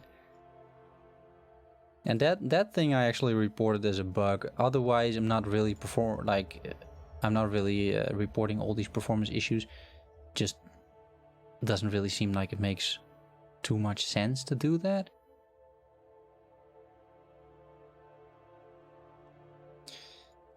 Because they're not specific to anything, and you can't really seem to pinpoint them down to anything. Oh, we have that one too. That is pretty nice. And we have the shape-shifting amulet, right? I mean, 143% increased damage while shapeshifted. That seems like a lot of damage. We have reduced armor and protections, but you know, it's a little bit of a glass cannon, but it seems very good. Well, we'll figure it out. And I think we'll take the Werebear for a small test run in just a little bit. But first I need to respec. And maybe I want to respec my base class then as well, because maybe I just want some attunement over there as well. So respec that one. Yeah, and potentially I shouldn't go for the Tempestborn, but potentially I should go for the natural attunement instead. And then instead of just increased physical damage. Well, we can always do that later. Well, that's fine. All right, so Druid. We're gonna go with this. 5 attunement, 10 mana, and then you have 10% chance to cast Tremor. What is Tremor? Tremor's damage skills with physical damage, spell damage, damage over time, and attunement. But what is it? Seems like a small earthquake, maybe. Whenever you cast a spell, but I won't really cast a spell. You and minions, 5% increase physical damage per point. Yeah, but I don't really have minions. We can go for the Tremor, right? And it does more damage, scaling with strength, up to 4%. Yeah, up to 4%, and then for each point of strength. That's quite a bit. Quite a bit. And here more damage. We can really make Tremor do a ton of damage. Maybe not bad. I don't care about healing totems. Damage over time, we're not gonna go with. Alright, so I think the Tremor route is going to be the way to go for now, for just a little bit. See if it procs enough as well. Because if it doesn't really proc, then it doesn't really make sense backing into it, right? We can get this out of the way and get a wolf still, if we want to. So, what are we going to do? Let me just put some stuff in my stash again. That we should sell. Anything else I want to do? Is this any good? Not really. It's got health. That's about it. Health is not bad, I suppose.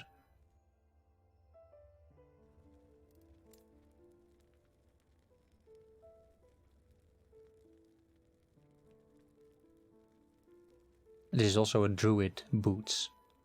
Or more like... what is the original class actually called? Primalist, right. Primalist item. But most of the uniques that you find are actually leveling items mostly.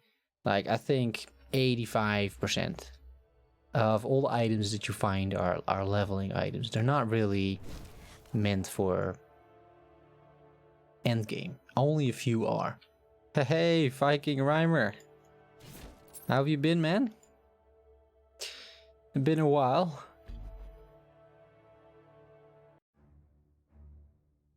Which is totally my fault, by the way. I didn't really make too many videos and I for sure didn't stream. Oh yeah, now we start doing a little bit of bleed damage because of this weapon. That's not too bad either. At some point I should probably replace my rings because these rings start to make less and less sense, but that's fine. They do give me these trees that happen to taunt all the enemies, which is still quite nice. Been awesome. You? Yeah, it's been some time. Yeah, it's been some time. For sure.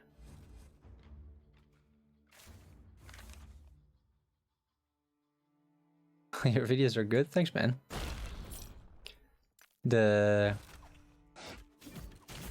I was inspired a little bit again by some of the updates that came from the team and from the developers from 11th Hour Games.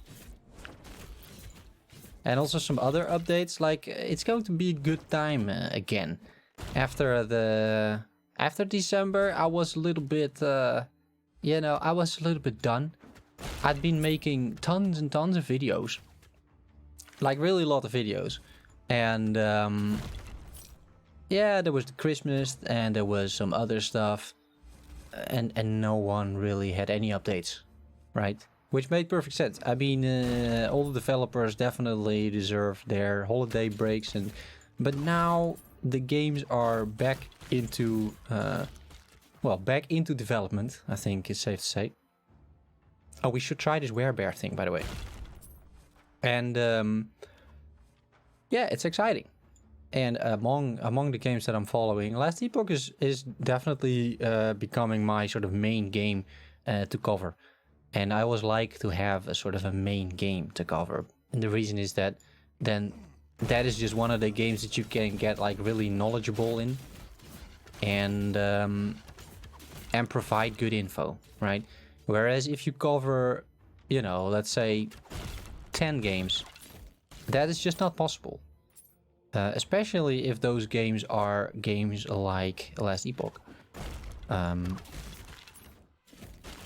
Well, unless you really can play video games 24/7, then it may be possible, right? But otherwise, it's simply not possible. It's just not going to happen.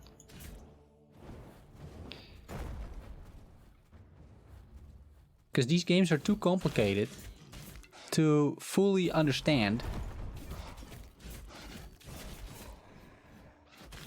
And to fully understand properly and then make videos about it, right? Because that also takes time.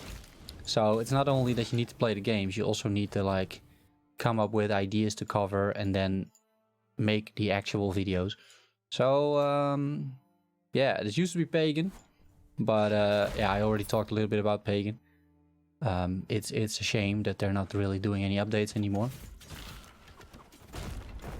And yeah, Last Epoch should be fun. And I'm looking forward to it. So I'm curious about the new patch. I think it's got some really cool new features. And there's a few other games I'm excited for as well. I think the new update from Kill Squad. I'm curious to see what they come up with. They're going to revamp the recruit thing. So Kill Squad is divided into, well, let's say 3 difficulty levels by, lack of a better term. Did I get the waypoint here? No. Don't think I did. And they're basically going to overhaul the first recruit.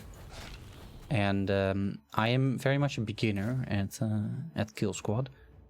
But I enjoy the game to some extent. It's just very repetitive. And they acknowledge that, so yeah, I'm curious. Can I not jump through here? I can actually, okay. So I'm curious to see what they come up with, and yeah, should be fun. And then, of course, Waltzen. Also excited for that one. They're finally releasing it. It's, yeah. At least the development of the game has become a little bit of a meme. I think they're hitting like 5 years of development by now. But for all the, you know, for all the things that they've done and not done, the game actually starts to shape up and it starts to look good. Like graphically it looks good for sure, but also feature-wise, I'm actually excited. And I was very skeptical about the whole thing. So that is definitely good. We need to get into another era to get the key to this door, by the way. That's why I'm swapping.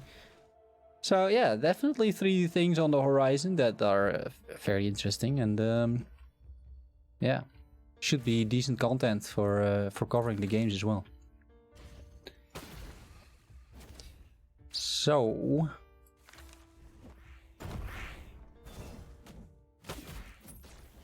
let's see. We need to get this fragment, this key, or like, I think it's a badge actually.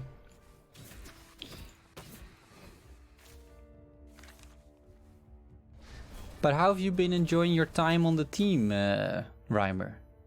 Because I'm not sure you guys know this, but Reimer, Viking Reimer over here, he used to be. I'm not totally sure what the title used to be honest. But let's say a very active community member. Maybe there was an official title for what Reimer was doing. But since, what is it, like 2-3 months, I think, he joined the developer team of 11th Hour Games. So that's exciting. And I think well deserved. That double jump ability is weird, by the way. It instantly activates. And I'm usually holding still my key on the E key. So I'm basically double jumping, but that sort of defeats the purpose. I don't want to double jump in the same place, right? Maybe we should rethink our strategy on that skill. Yeah, so I'm wondering how you like it. Did I get the badge I needed? I think so, right? Yeah, I did. Okay, now back to the other era, which is over here.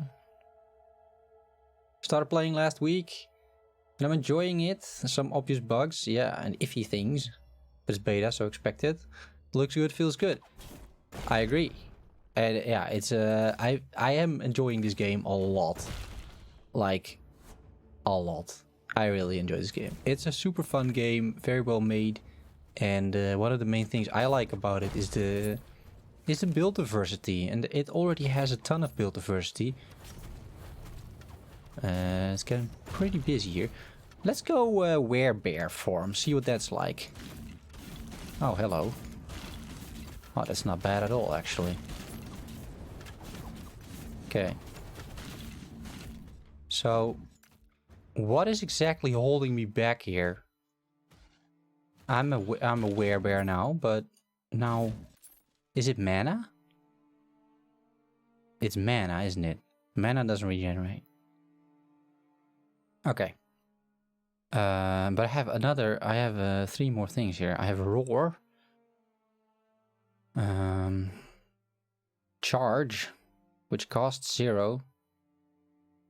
And Ravage, which costs 5. And then my Werebear Swipe costs 3.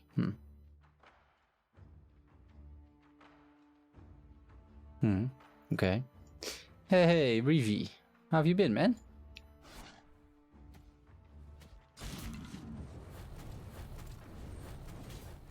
So what is the charge to? Okay. A charge and a stun. But this isn't bad at all. You just need like a big mana pool basically. And then you're fine, right?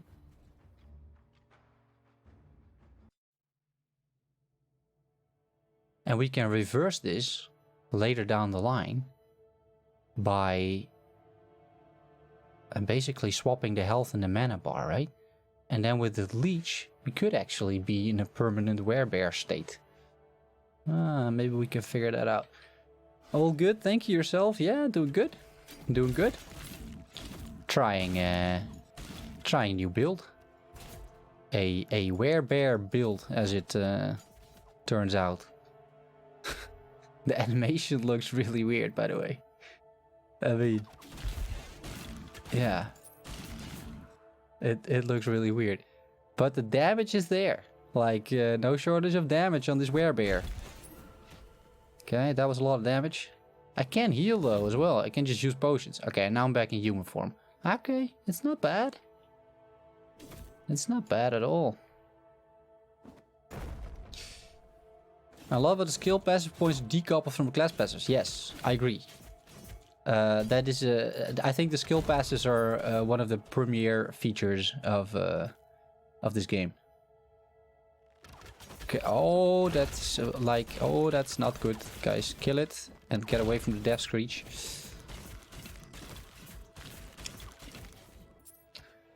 Okay. Let's pick up the crafting materials. Yeah, we need to get back here. Can I jump over there? No, it won't let me, right? Will it? No. I don't think it will let me jump down here. No. It's also what I'm playing at the moment. Druid, yeah. The swipe can be dropped into 2 at best. But there's no skill that refunds the swipe cost if you crit. Right, yeah, I saw that. Hey, Alessandro. How have you been, man? It's good to see all these old faces, guys. It's nice for you to join the stream for a little bit. So, what do we want to go here? Like, I think I want to get to this node, right? Here, you have 100 less health regen, but I'm not using health regen at all. And you have 300% increased mana efficiency. But when you get into low health, you transform back into human form. So that seems good, right? 300% mana efficiency. That seems like you could be in the Werebear form for a long time. And then you have this thing here. Werebear swipe refunds its mana cost on critical strike.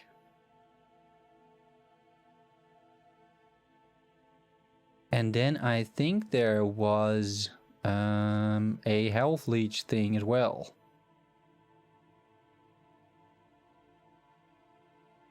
Somewhere.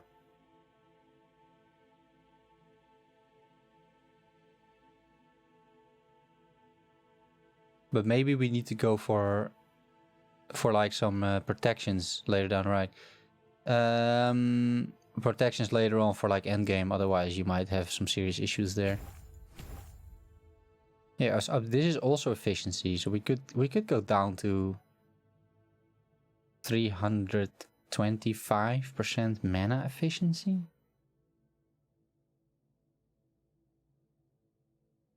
And then you could get some more on your amulet if you want to. Potentially good. Okay, we got the damage, we got the double hop. I'm not too impressed by the double leap here so far.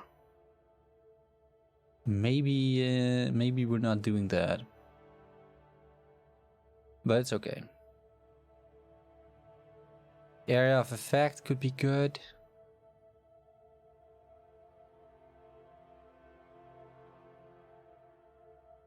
Yeah. I think we're gonna go for crit. Like crit. We're gonna make a crit build here. It should synergize pretty well with everything that we're trying to do. And I'm just curious to see how that turns out. I am not focusing on defenses like whatsoever. And we will start noticing that at some point. I mean, we're only level 22, which isn't much. But yeah, it's not gonna be good like this forever. I mean, apart from the way it looks, because it looks kind of ridiculous, to be honest. I never really cared too much about animations and everything, but this, I mean, what the, that's not how bear looks, right? I don't know.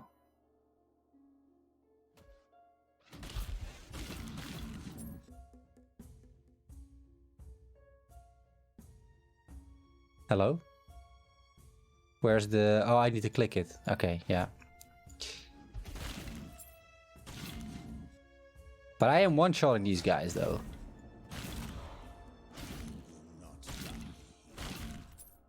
And I'm not even critting.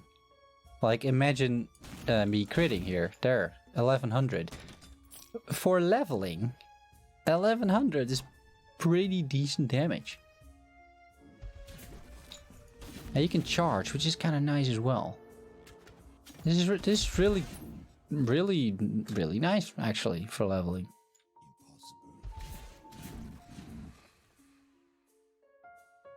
You would have thought you would be at least twice the size. Yeah. Well, I don't, the size is probably the least, the thing I mind the least. But the animations, look at him walking, it's like a 4-year-old or something. Not even, it's like a 1.5-year-old that just learns how to walk, right? And is heading straight for its target. I don't know, it's like, it's weird, bent over. I don't know. It looks really weird. But, you know, apart from the looks, it's pretty efficient. Right? 1 strike, 1 kill, that's usually good. The charge is free, costs 0 mana. And but now 2 more swipes and I'm out of the bear form. See, now I'm back into human form, but that's still okay.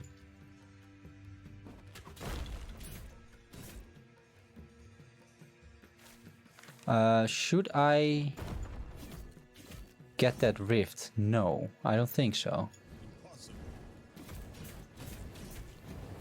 In one of the rifts you get a unique.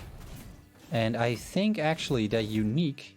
maybe I should check it out. Maybe I should check out the rift. I did 300 waves for Druid build. Yeah, I can imagine. Oh crap. Oh, this is a problem.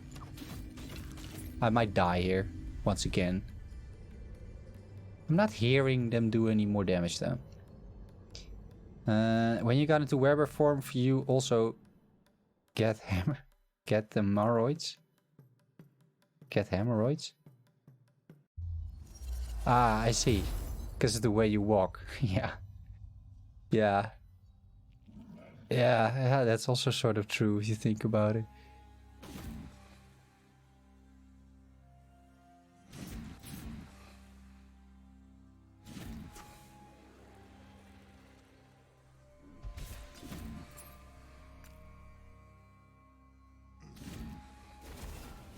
Yeah, and I think for an endgame build, like you have already additional protections from the Werebear form.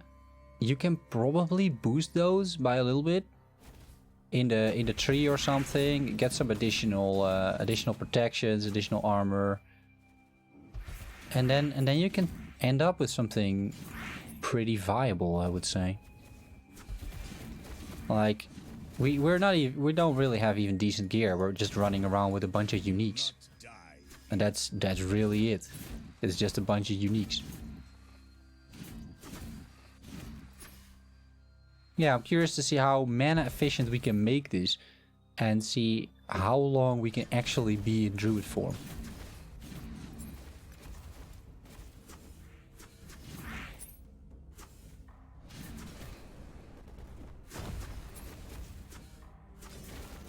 Oh, hello guys. Yeah, but I can already swap again. See, so it's... That went very fast, actually. Was that 20-second cooldown? Really?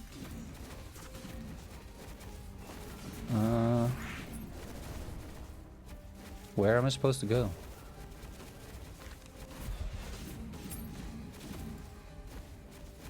Yeah, and I'm also leeching quite a bit of health. Level 24.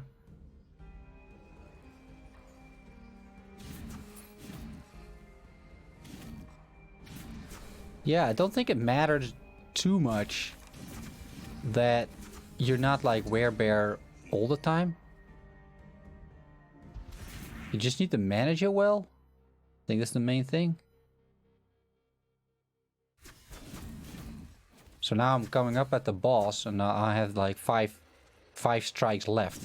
So that you could argue is not managed too well. But then on the other hand, oh hello. It's this guy again. Yeah, it's like instant. Is that bugged? I can instantly go back. Is that supposed to be the case? I'm not too sure.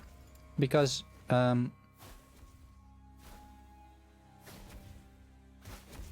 cost 0, cooldown 2.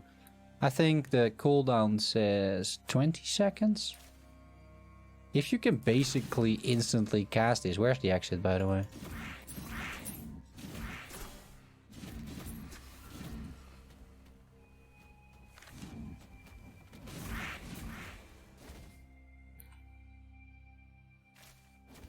Probably over there. Yeah, the only thing I'm missing currently is like leap. But yeah. Is there the exit? Yeah, sort of.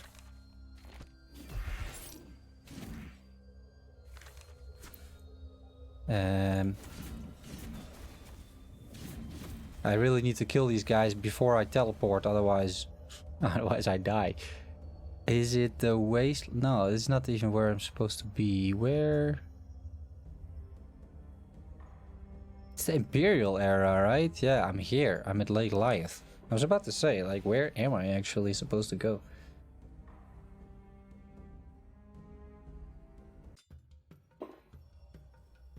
Okay. Maybe pick a few skills.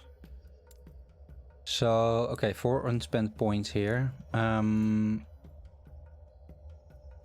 we're doing the tremor thing, right? I haven't really seen it work yet.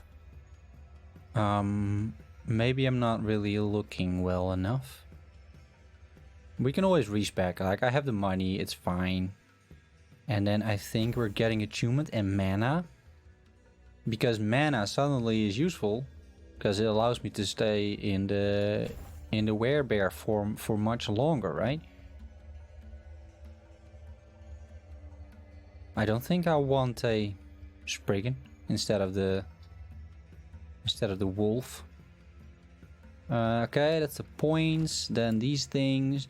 We're gonna go with the very straightforward specializations for now. Alright, so here's the no health regen, but 300% increased mana efficiency.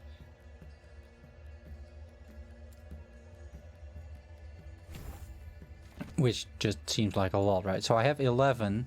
If I swipe now, it's still 3. How is that possible?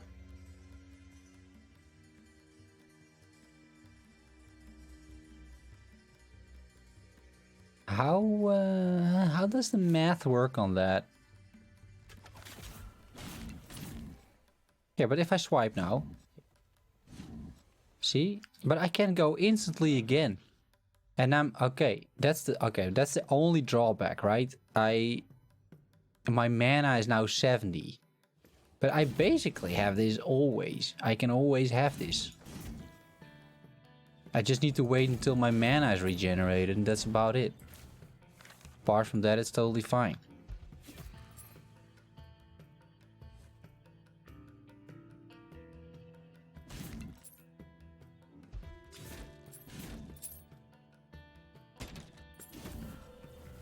Oh, this is the tremor stuff. Ah. Right, the red stuff below them. Okay. it's really questionable if that's useful or not.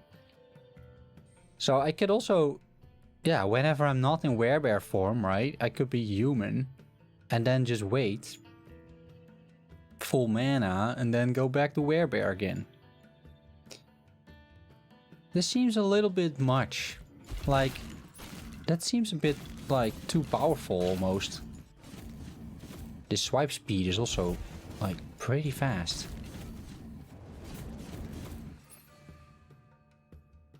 I don't know. Seems very powerful. Passive point, great. I can't. I find it very hard to get, like, I don't care too much about animations, guys. And some people have already said, like, you know, the regular characters have bad animations. But I find it pretty tough to not look at this bear and then, like, see how stupid it looks. It looks totally ridiculous. Are we picking this up? Maybe. I'm curious if I can come up with some build at some point that actually makes use of that set pretty well. I'm not totally sure who it is meant for, you know? What kind of character or class it's meant for, that set. Because it does some weird things, really. Like it seems almost random. So it's a lot of elemental damage that you can do with it. Maybe you could turn it out, like maybe you could make it work with like a shaman or something like that. Could work. We go back to Werebear, right?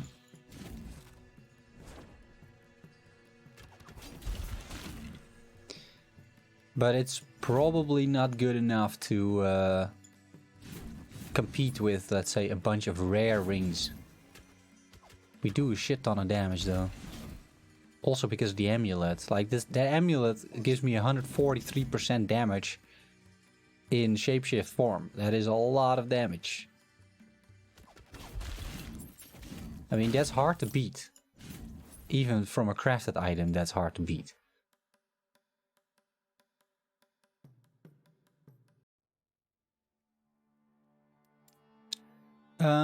Two unspent points. So we go more into the tremor thing, I think. So this scales with strength, that's nice. But first we want this, right? Spells and melee attacks deal +2 physical damage on hit per point. Flat damage, like I said before, is just very strong. Because everything scales off flat damage. So this is a very powerful node, or it should be a very powerful node. And where are we going with this? So I have the idea that this didn't do anything.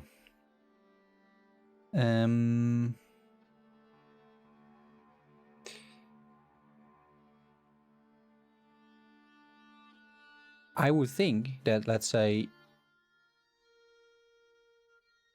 I'm not sure, I'm not totally sure.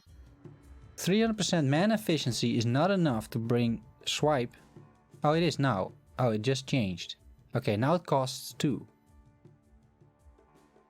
Okay. Always? Yeah, always. Alright, so it didn't immediately kick in. Right? I picked the node, but it didn't immediately work. Where's my stuff?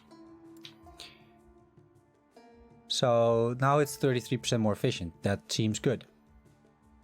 So swipe is now 2. Now what else do we want to do?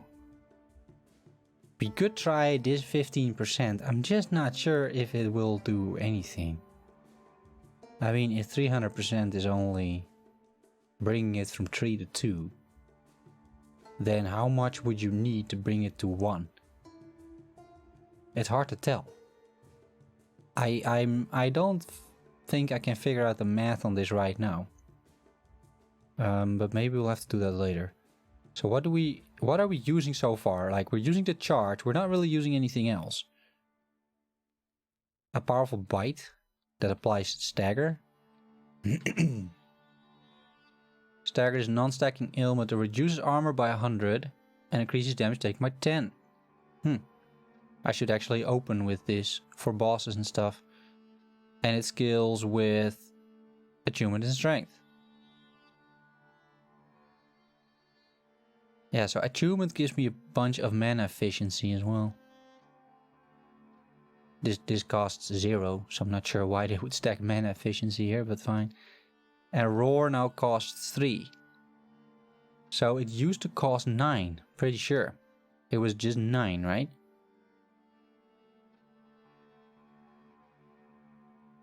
And once again, 2% mana efficiency per point of attunement. And here I can also get mana efficiency per point of attunement.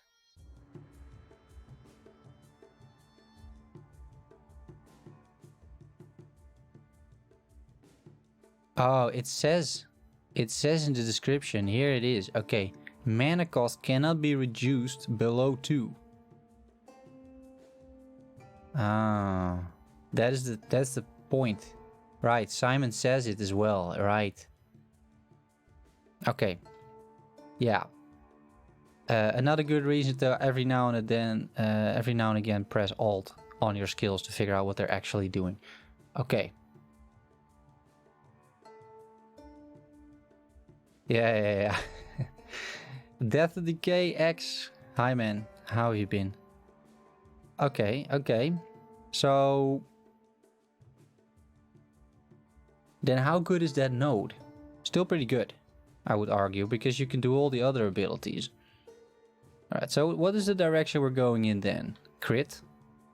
Probably, right? I think crit, and then try to refund as much as we can. And then that's probably that part of the tree. Stun chance may be good. Ravage deals 30% increased damage per point. And it instantly kills them. This will scale as well. Will instantly kill them below 15%. Endgame, those items are pretty good. Reason is that then the health scales, right? So percentage based sort of execute moves become pretty powerful. Oh.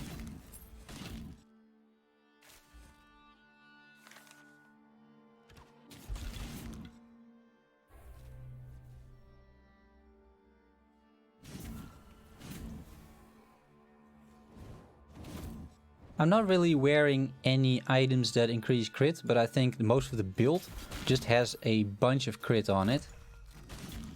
And so far it works pretty well. This is quite efficient leveling. Just walking by enemies, clawing like once over here. And then, well, making your way through the levels that way. Don't have to do much for it. And once again, like in terms of gear that we're running around with, it's nothing special at all. I didn't take that efficiency note that you're at 2% mana cost as well. Don't think it's needed. Yeah, so you might be right. You might be right. It does also work on all the other skills that you have. So maybe for boss fights and stuff, it's kind of nice. But yeah. Oh, you're not. You're at 3. I think from 3 to 2 is a huge difference, right? Because it allows you to stay in the form for so much longer.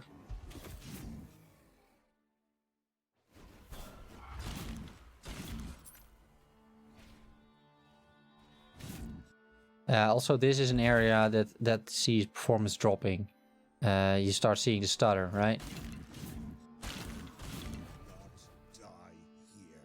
So during the campaign, I didn't really have any stutters, but I made a ward build the other day, and once I got into the end game, Monolith of Time, arenas, I got this constant stutter every, I don't know, 20 seconds or something. And that was the first time. First time I had that. out of all the times I've played PoE. I know other people suffered from it, and the devs stated it quite a few times as well. But yeah, I got it in the late game, but now I'm playing the campaign again. And it's not there, right? There's no stutter now. So, probably something that will appear again in endgame. Let's just replenish mana a little bit. That was not going too well either.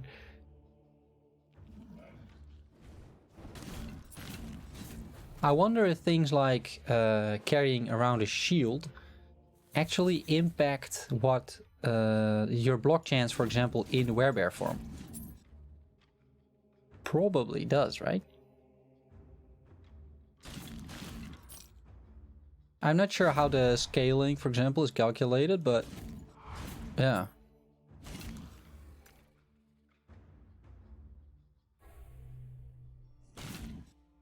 Because right now my block chance is 32%. That's from the shield, right?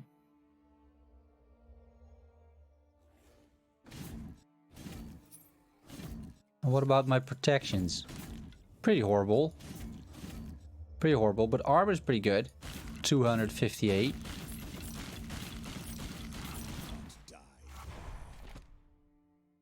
That's actually more than decent.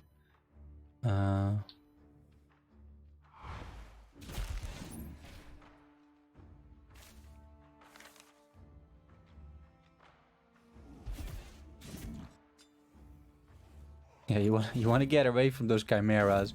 Their death screeches are painful, very painful. And I think that is void damage, and I have very little void damage resistance. So it's definitely something I don't want to stick around for.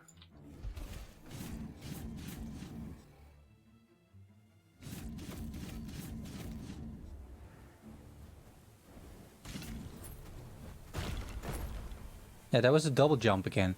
I don't like the double jump thing. It doesn't really add anything. It's necrotic. Oh, it's necrotic.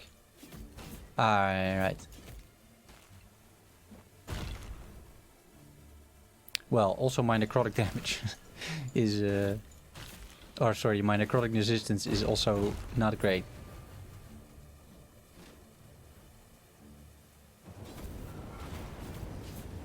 But yeah, it makes sense that it's necrotic, since they're undead and everything.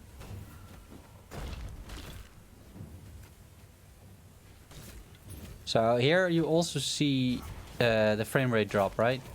These are definitely areas that are a bit trickier, a bit tougher for whatever reason. Honestly, I don't know.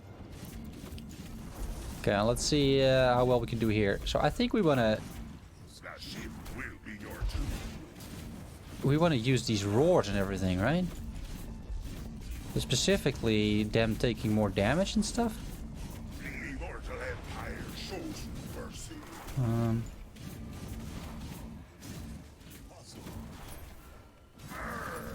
Okay. I would say that was actually still rather smooth.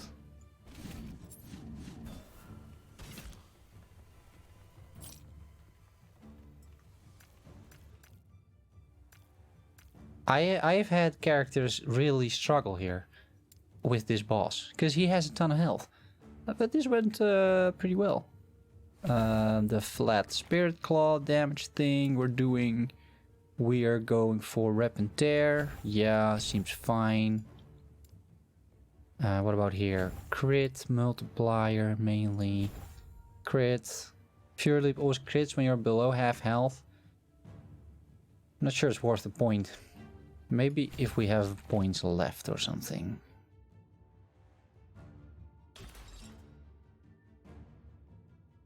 Yeah.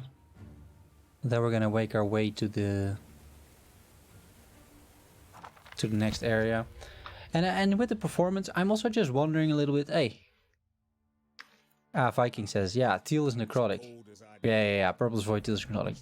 I wonder also a little bit of the performance, if it has maybe anything to do with some of the areas not being really optimized. What I found is that with a few exceptions, right? The start of the campaign is very well optimized. And I didn't really find any frame rate drops there. Runs perfectly fine. And then later on, basically the more you get towards endgame, for me at least, the worse it gets. So it might have to do with like the fact that these areas are, for example, newer, right? Maybe there are elements in these new zones that cause performance issues. Maybe that has something to do with it. But I mean, you've seen it today, right? It runs mostly fine. Few drops here and there, some sort of like known areas that are actually problematic, but yeah. I think overall it's pretty okay. The most issues I have with endgame, and that is a bit of a shame because that is, well, the thing that you'll spend most of the time on, right? But this is all super smooth. And I really like the look of the whole desert theme, for example.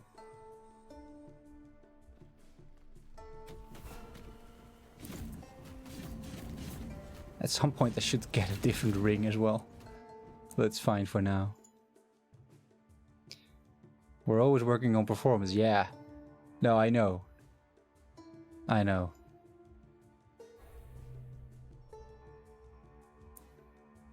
And it's probably one of the trickiest things to get right.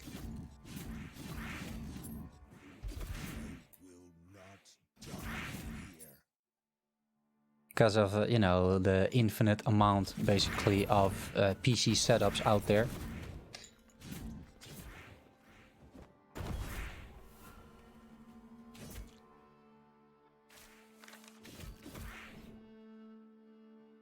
So it can't be easy, right?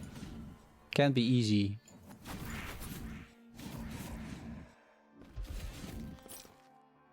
And next patch also promises some more performance updates.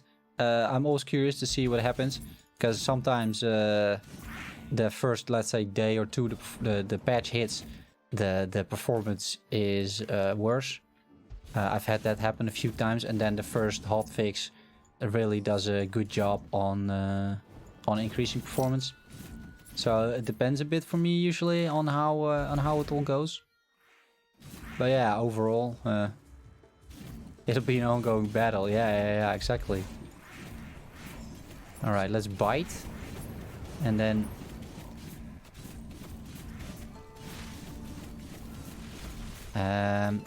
yeah, and then we go into human form, and we're suddenly really vulnerable. What are all these ads that they're summoning? Here, the double jump again. It's just not working. It's too soon. Fuck. Give me the Werebear. It's just not working. That double jump is... I don't know. It should have... It triggers instantly. I still have my hand on the E. That's the skill, right? And then I instantly sort of double jump. But I don't intend to.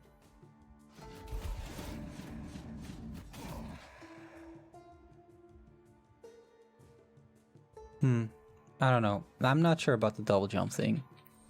Did I get my thingy? Yeah, I did. Okay, an additional point. What else is new here? Minion, we don't want that. Damage over time, we don't want that. We could do tremor, right? More damage. Yeah, and here, at what point is this better? If I have... I need a lot of strength for this to be better, right?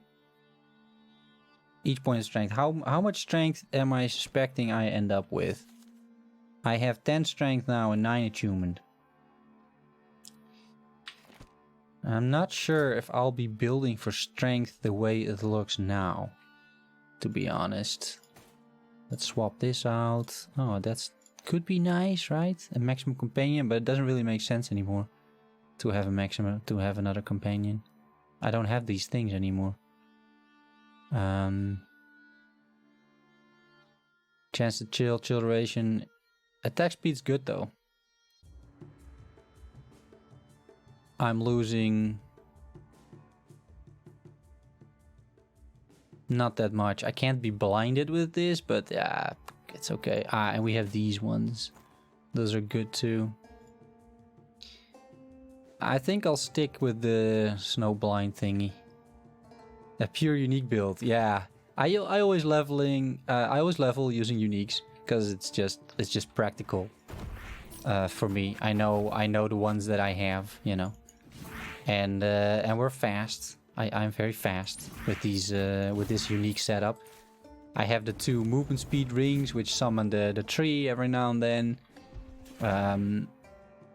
Yeah, it just gets me through the campaign quickly, and then I can do the part that I enjoy most in Path of not Path of Exile, in Last Epoch, which is making builds, right?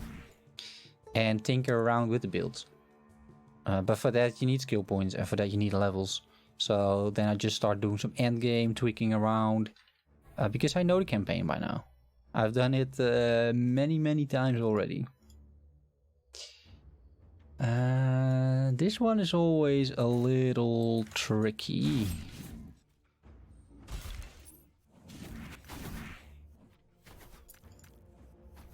Yeah, so I always use these boots because I think they're the fastest boots in the game. I use the 2 rings, the movement speed rings, because they're just good. They don't really offer any stats, but they do make you fast. And that tree, that tree, it taunts everybody, right? Which is super nice, actually. It's a really nice sort of quality of life ring. It makes your life so much easier. So even though you're not getting any stats for it, I kind of like it. And now there's that tree over there. People are just, the mobs are just running towards the tree. I don't really have to do anything. I don't take any damage. See, they're all just leaving the scene for me to... Hello? Oh. Well, normally you can pick this up, but apparently... Ah! Here, double jump again. Unintended from my end. I need to defend myself from the assassins. Okay, Werebear.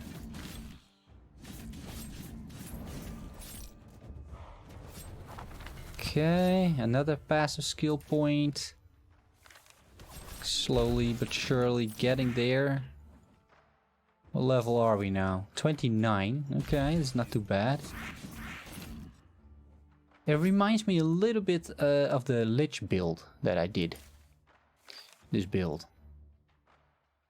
We should actually try the other one first. Makes a bit more sense.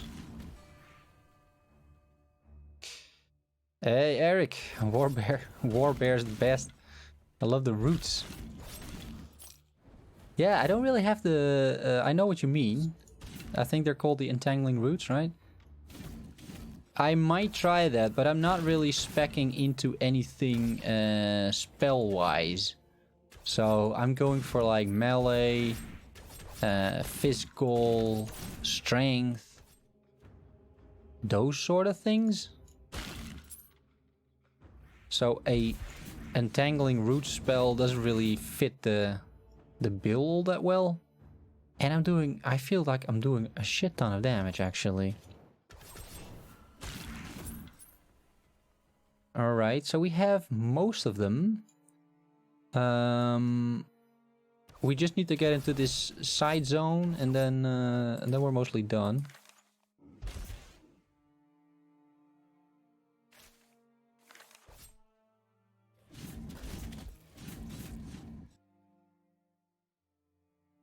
Yeah, I'm not really squishy either as the bear.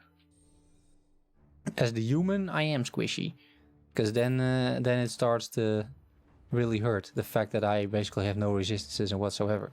Werebear, so far, basically fine. Basically just fine. Okay.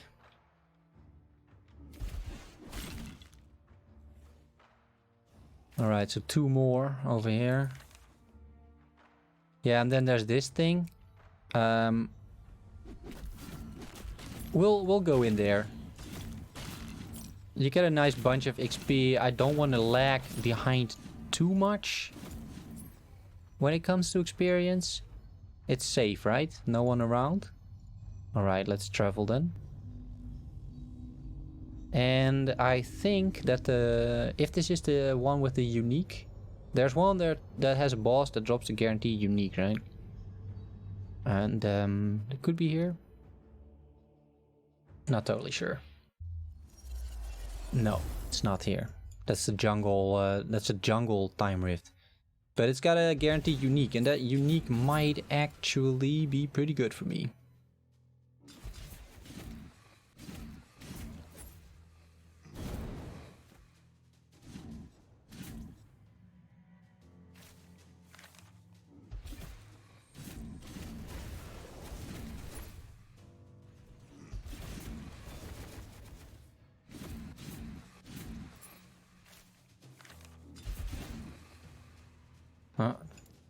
Pick up crafting materials. Like, it's always going to come in handy, this stuff. Because in the end you'll be crafting just a bunch of stuff, so yeah, whenever I see some crafting materials, doesn't really matter what it is. I tend to make a habit picking it up.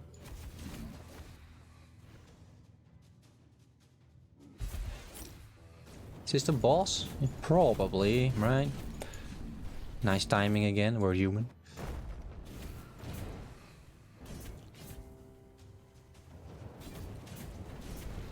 Yeah. With the new playstyle though? Oh. What happened to that guy? Like he just disappeared from 60% health or something. Bone Harvester.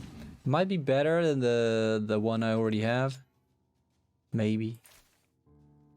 Not even sure this was the boss. Could be. But let's see.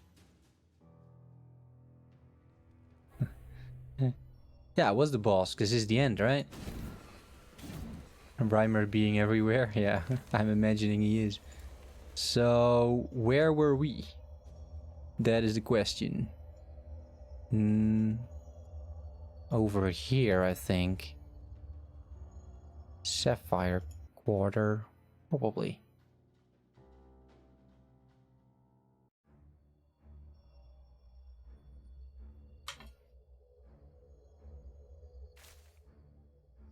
Right. Okay, so that's the time rift done. We just need to find the objectives here, and then we're all set. Impossible. I think we're about maybe halfway in the campaign by now, with the new campaign and everything.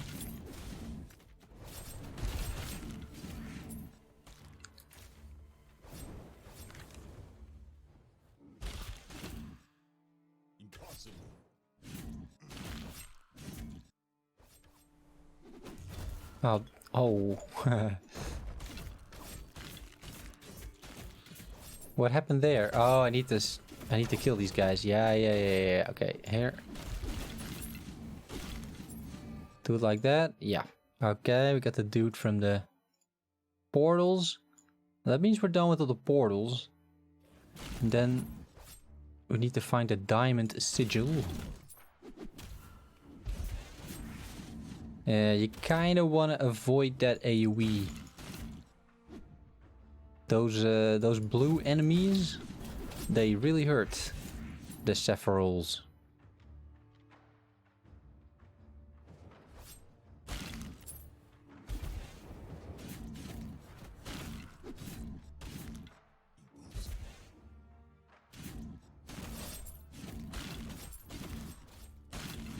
See, this is why I like the trees. Even from like 2 screens away, these guys are coming for the tree instead of coming for me, which is good.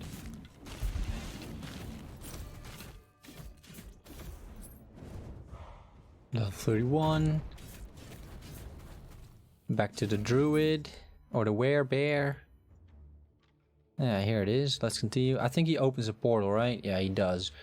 Okay, so that's pretty efficient. And then we can go into the next room. I think we have to backtrack a tiny bit.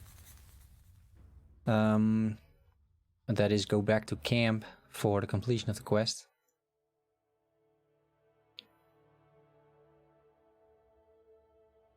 Oh. This is also, by the way, a little something.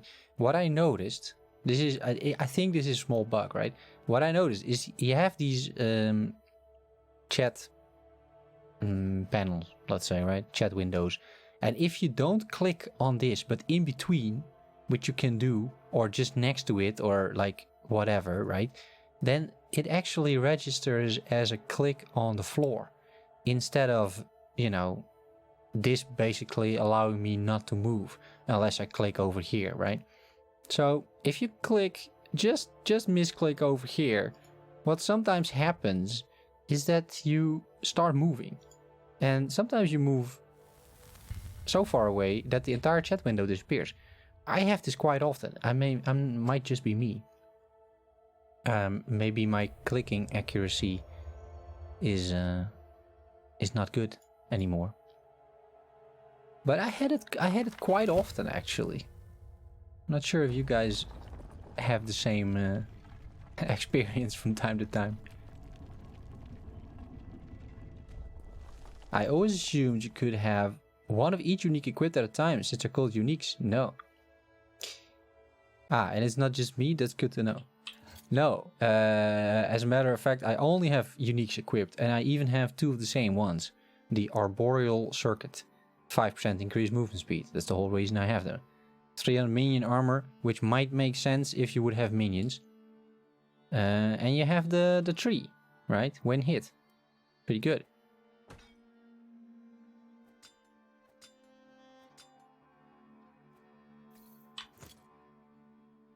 Okay, let's do a little bit of administration. So, alright, 6 unspent points already. I think we're gonna fetch that achievement, the last point that we can over there. And then the 1% is currently turning into 10%, right? Because I have 10 strength. And this is an immediate 30%. So I'm sure there's a cutoff point somewhere, but right now this unstable ground is the better option until I get much more strength. And at that point, we can just respec. So that's fine. What else do we get? 14% increased damage per point if you have changed form in the past 10 seconds. I don't think I'm going for that. Actually. I also thought as we wanted to allocate a new passive point, the character just started walking around the whole map instead. Yeah. Yeah, because these things are to some extent transparent, right? So yeah, maybe I should actually file a bit of a bug report for that. Did you talk about Torchlight 3 already? No, but I saw the news today. And I'm going to talk about it in the next weekly roundup. But I was actually thinking about spending a separate video on the matter.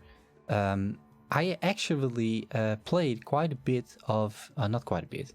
I played a bit of the Frontiers, right? And I absolutely hated it. Like, I didn't like it at all. Because it was nothing like Torchlight. It just had the name. And it was an action RPG. And that was really about it, right? It just made no sense to me, the whole game. I thought it was boring. The fact that I had to wear specific types of armor to even get through like the 3rd level. Which wasn't actually sort of explained either. There were all these sort of like weird design decisions being made. And I felt this game really lacked vision and, well, and like fun. It was just not fun. But today they announced that it's not going to be Torchlight Frontiers anymore. It's going to be Torchlight 3. And they're going back to the formula of Torchlight 1 and 2. Which they, of course, should have done all along. I have no idea why anyone thought that Torchlight, the next Torchlight should not be number 3 and not follow the original 2 games. I mean, sure, you can innovate, but there's a reason why these 2 games have basically a cult status by now, right? Torchlight 1 and 2 are amazing games. And they had some really... I'm not sure if it was original at the time, but I know it only from Torchlight. The whole pet system, right? That you had a pet that could just go to town and sell your stuff and then come back. And it was a real nice addition to the game. And it had just like a fun... It was a fun game, right? It was just fun to play. I recently did an entire playthrough again of Torchlight 2. It's still good. And it's still looking good too. Like, you can still play it. It was fine. And so I'm glad with the decision that they moved away from Frontiers, which they should have never moved towards in the first place, is my opinion. And hopefully turn it into something that's worth playing. Because Torchlight Frontiers really was not worth playing. So yeah, smart move. They did waste, I think, a year and a half of development, but yeah. In the end, I think they made the right decision. Now I'm curious to see how it actually will turn out, because yeah, just the name change doesn't mean that you're actually capable of making a good Torchlight game again. But at least the vision and direction is there, so yeah. And it's coming to Steam too. Yes, time to uninstall Arc. Totally agree. Yeah. Yeah, I'm happy with that decision. Alright, back to the skill tree. 10% increased armor and protection per point if you control exactly 1 companion. I'm not sure I'm gonna be able to pull off controlling exactly 1 companion. I can summon 1, but it may die, right?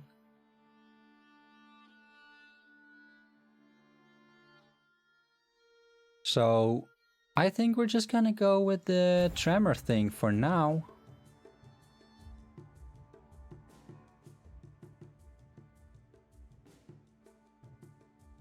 Seems fine. Doesn't work if you have none. Yeah, exactly. Well, I have theoretically companions. They're still on the bar, right? I mean, we have 2 companions now.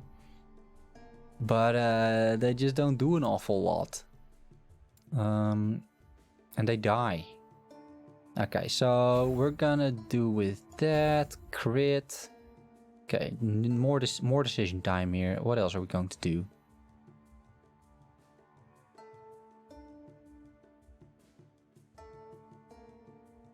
This seems like a very good choice.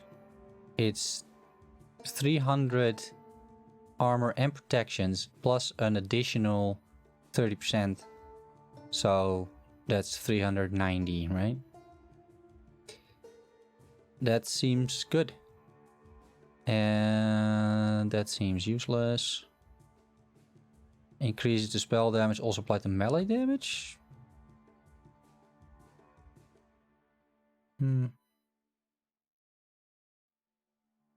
I'm not going for bleed. Not going for minions. I don't think anything of this is that useful. Charge cooldown, I don't really care. And otherwise we have Roar. But when I use it I gain 50 armor and protection per point for each nearby enemy. We can go both, right? And then get like super tanky.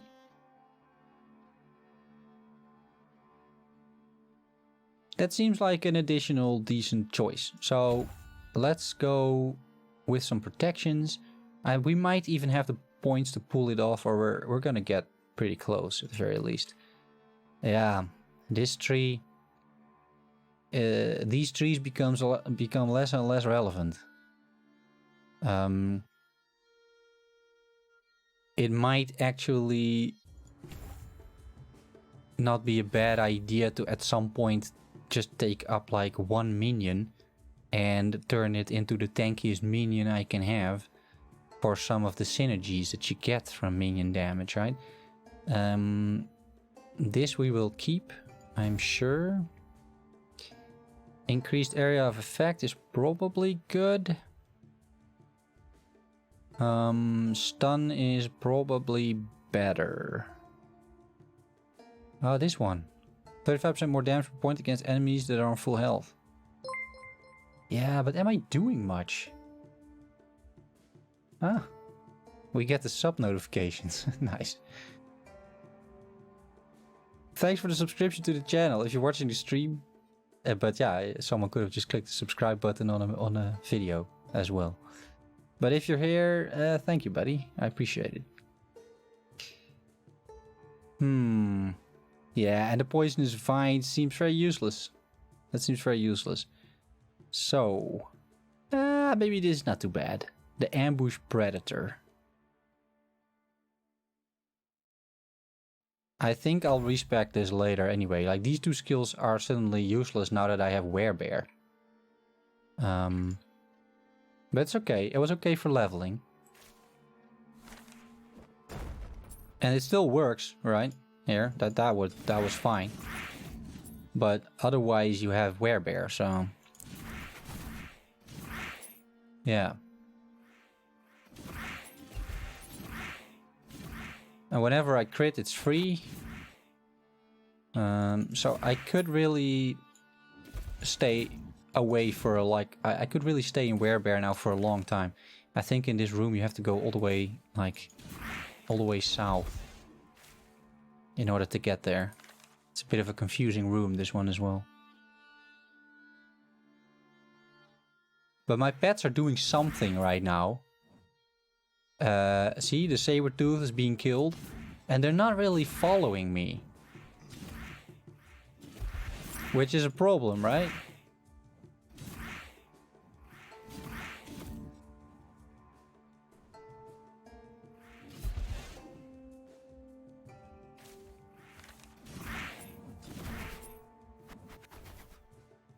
Yeah, this is not it. And I know that some time ago, it was announced that, I think soon, back then it was soon, it wasn't soon, in the end, that we would get minion stances. I'm not sure what happened to that change. I think it was lowered in priority along the way because I haven't really heard from it ever since it was announced. But it would be great because if we would have minion stances, I would just order my wolf to be defensive instead of getting killed. It's sort of like random location as he is now. Like my wolf is currently completely useless, right? He's just getting killed. So... yeah, that doesn't really work. See, but because he will stay here like indefinitely, basically. No matter where I am on the map. He also doesn't come to you at some point in time when you're running away. Like that's what normal minions do in these games. Like they come to you at some point. Like they respawn at some point, right? Not so much in last Epoch, it seems. The wolf is always lagging behind, so and then he gets killed, and then I can't be bothered, of course, to get out of Werebear form, summon the wolf, which also costs a lot of mana. Yeah, but apart from that, it's okay.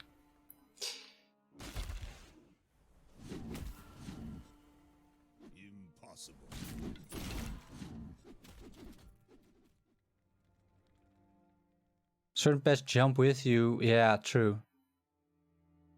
Yeah, but then I need to jump. I'm also not really jumping too much, but I saw that one, yeah. Ah, right.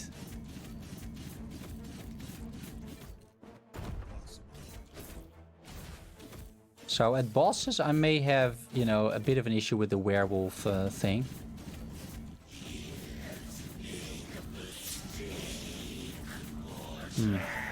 But then again, not really. That was very fast once more.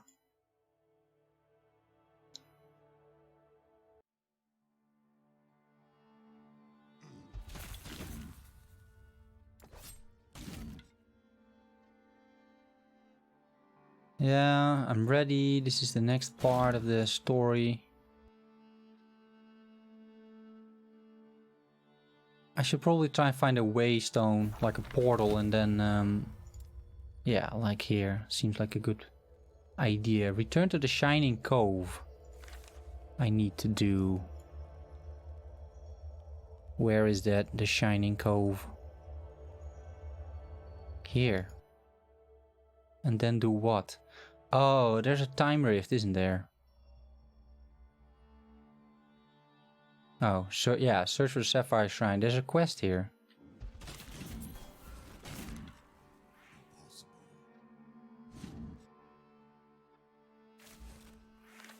Right. This is normally blocked off. But I don't want to enter before I kill these enemies. Because they'll kill me otherwise. Alright, I think we're safe enough. See, there's... And now I'm still alive now. I can still move around and... See? Attack. You can sort of hear it. This is the part where you normally die. I think I should still be alive, but we'll see. Yeah, still alive. 34 mana. Let's replenish mana a little bit and see what we can do. This is also not the one I think I mean. Could you tell your minions where to go and who to attack by pressing A? You could, but then you have to constantly be doing that, right?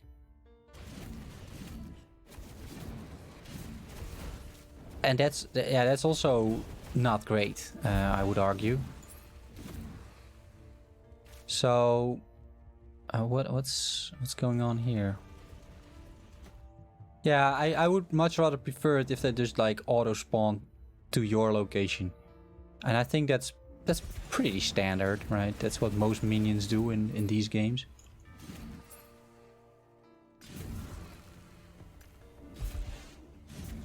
Impossible. Ah. Die here. so many of them.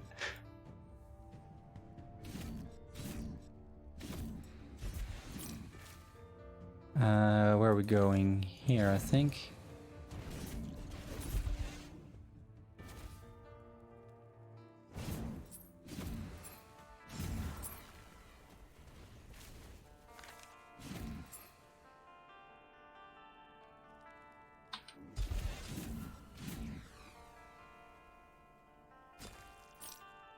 Here the pathfinding is a bit messed up.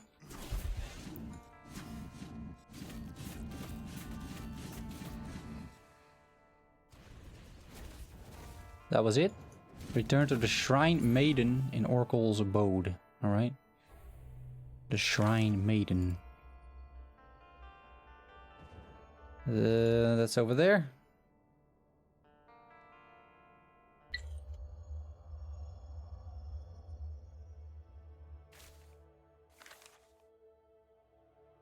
I wonder if we get a skill point for that. I don't think I did this quest with my previous character. Alright, but you don't. Return to Ansel and the Outcast Camp. That's also something we still need to do. That's over there.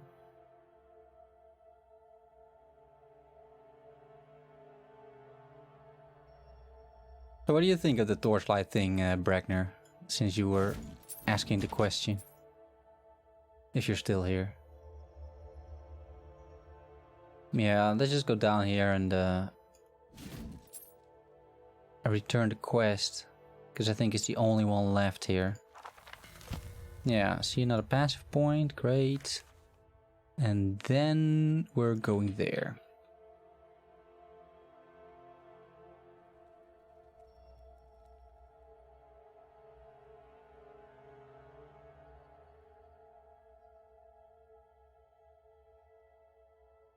All right. This is also a part of the... This is a part of the campaign where it starts to become dangerous, right? Like those guys with the giant stones, for example. They're actually dangerous.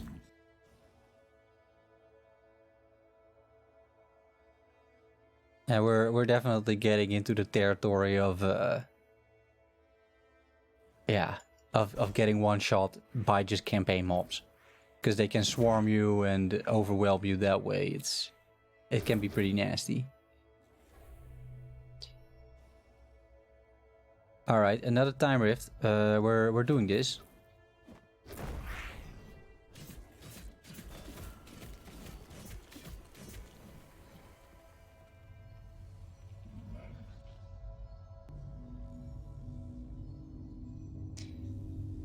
And the Verdant Lakes, I think this is the one with the guaranteed unique. It might be a unique that I can actually use.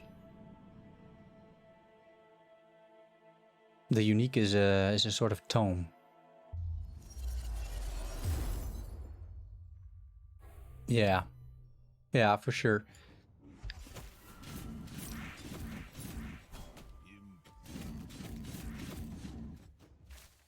I think that was a very nice feature as well, by the way, the guaranteed unique.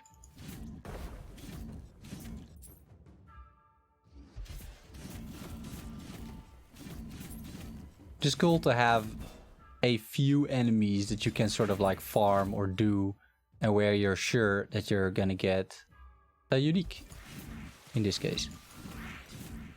Or maybe it could be true like for future reference for example, eternity caches, right? I'm curious about how it's going to be implemented, but if eternity caches turn into also at least every now and then guaranteed uniques, I think that's pretty cool. I like that, for example, about Destiny 2.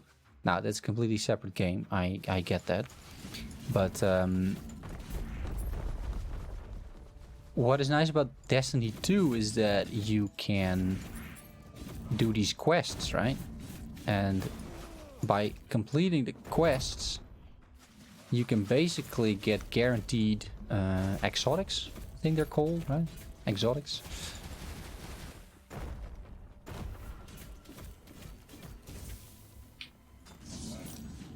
Yeah, see? This is the guaranteed unique that you'll be getting. The Orcarian's Petals, because this was Orcarian. Here, mana regen, cast speed with physical spells, critical strike with physical spells, increased stun chance with physical spells, health regen, and spell physical damage. Now, I'm not totally sure. What the fuck, you are a bear now? Yeah. I'm a Werebear. But it's true. Okay. We are going back to the Rustlands.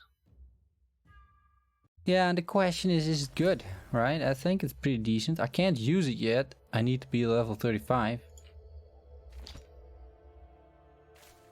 But yeah, it's probably decent. So this is the only temporal rift, or what is it called? Time rift, worth doing in the sense of rewards. The other ones give you a little bit of experience and something like that, but nothing really tangible, no passive skill points or anything like that.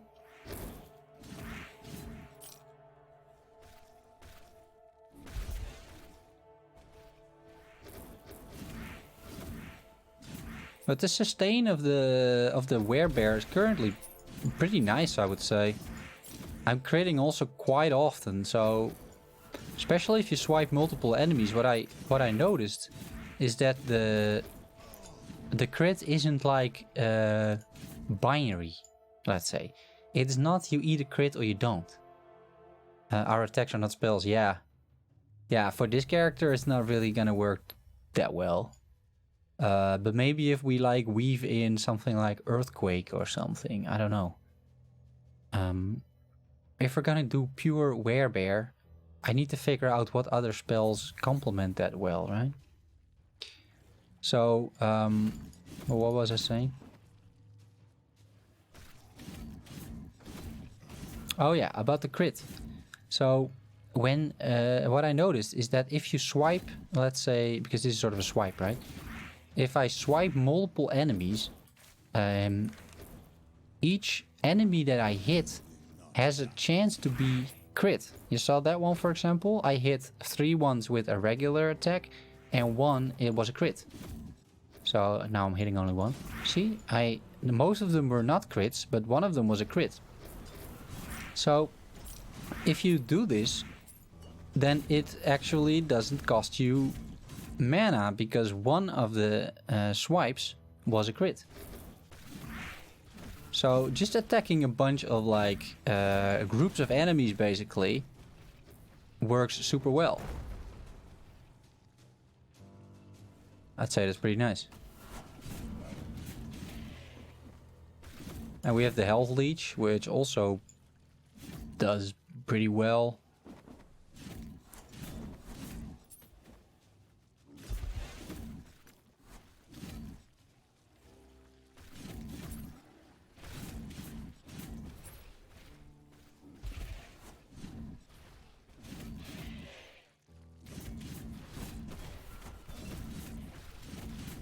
Nah, it's pretty powerful, all in all.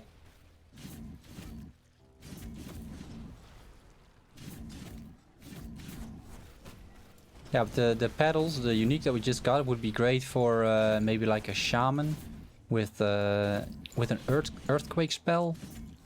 I think then it would be really good, because that I think is a physical spell. Earthquake.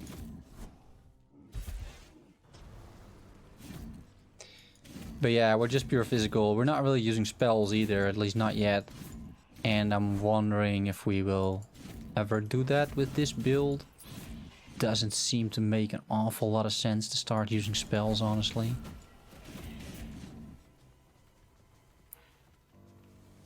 Maybe.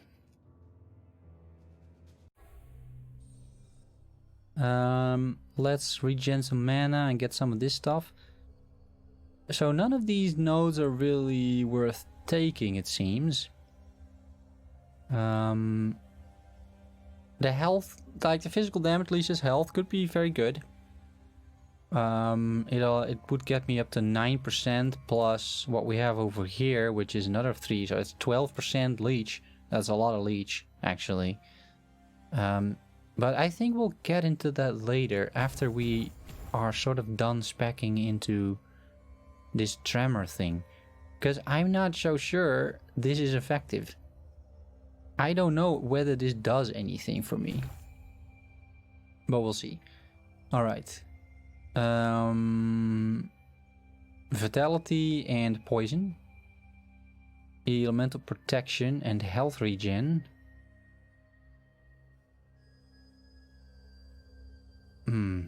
Also not great. Huh? Fatality is okay-ish, but mostly because it gives you resistances. Protection. That's why it's pretty good. But yeah. Apart from that, nothing special,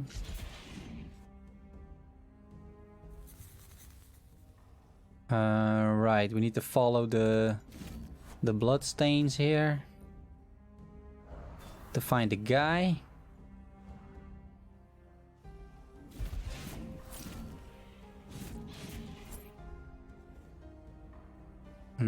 He's actually over here.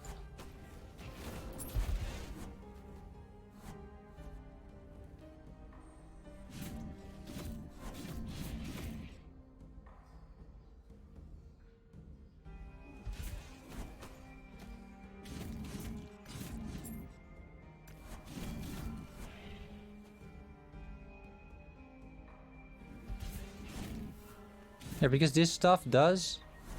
It does a little bit of damage, but not a lot of damage. Is it worth it? That's a question. We can try it out, maybe.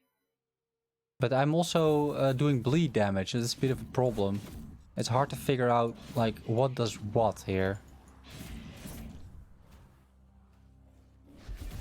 But I don't... It doesn't look like here's a tremor, right? So how much damage does it do? Does it do any damage? Okay, it does around 90 damage currently. And then it ticks, right? But it's only there for a very short amount of time. Kill the birds. So it seems that this is not a great skill to have. That's what I would say. So maybe I'm going to respec into something else, because it just doesn't seem to do much. Can I figure out what it skills with, if with anything? Skills with physical damage, spell damage, damage over time, and attunement. Yeah.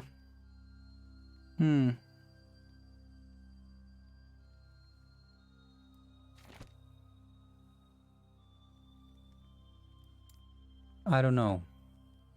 Alright. What can we do? We can go in more forms here. But I don't want to be in Spriggan form. Is there anything that I would want from this? The roots? Maybe? That's a physical spell. But it's damage over time. It doesn't work with my build whatsoever, right? This doesn't really do too much either, like the Maelstrom. This could be the generic issue with Werebear, that even if you're out of Werebear, you're in Werebear so soon that what else are you gonna cast, right? So what else are we going to cast? I think if anything, it might be a pet, right? One.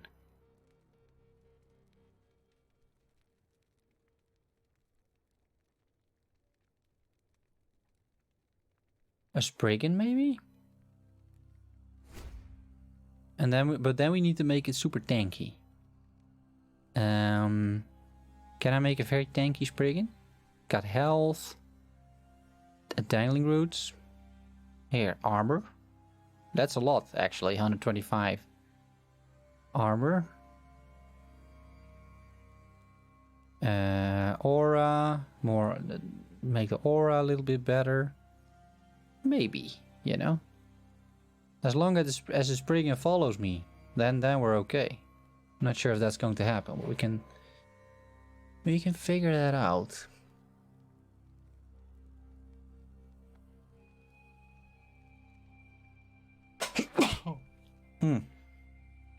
Apologies. Okay.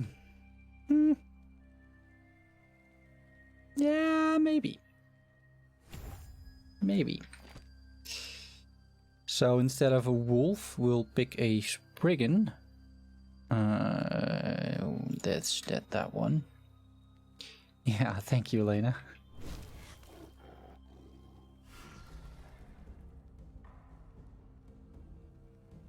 Let's see. Let's see how long these guys survive. Oh, yeah, and we're headed in the right direction. All right.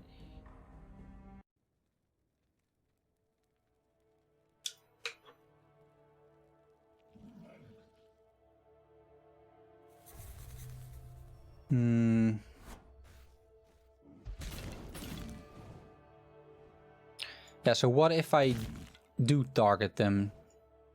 Like, I basically just told my pets to attack these guys, right? And where are they? They're nowhere to be found. Spriggan is about to die. You can revive them if you want, if you stand on these circles, right? Then you revive them. The wolf is already dead. Yeah. I don't know. I think the whole minion idea is not gonna work unless... Because even if I do A now... She does 10 damage as well. Yeah. I think we'll have to let the minion idea go. I'm not sure if there's any other spell that I want for this.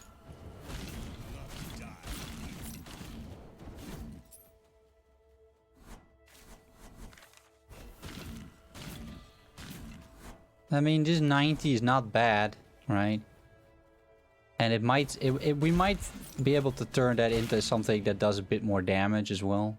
Maybe we can pull that off. But apart from that, a full Werebear specialization and then basically putting everything in that is probably fine. Also in terms of damage. If we make it tanky and if we... I mean, it makes it for a very straightforward build. But I'm enjoying the playstyle. It's pretty fast. We have our charge. We have some additional, let's say, single target abilities that we can use for bosses. But the moment I'm not Werebear, that's only now, right? And I need to make it to 111 health. And that's it. And now we're Werebear again and it's all good. And I'm out of here. That's really all that's happening.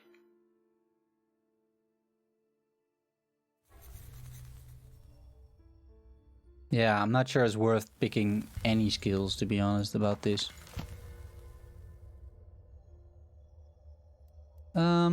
Okay. That means that the Tremor could be fine.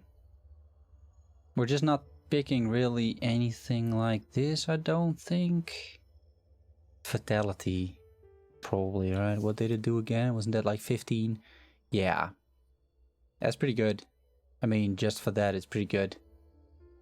Okay, let's go with Fatality here. The chance to poison on hit is okay. It doesn't really matter. But this is definitely gonna increase my necrotic protection and everything, which is kind of nice.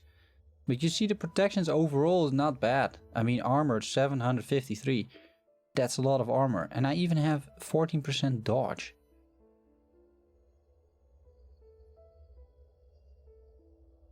And 60 block protection? Is that the shield? Is it so low? No, it should be more. Does it not count the shield statistics when I'm in Werebear form? Is that what's going on here? Because no, it still says block protection 60.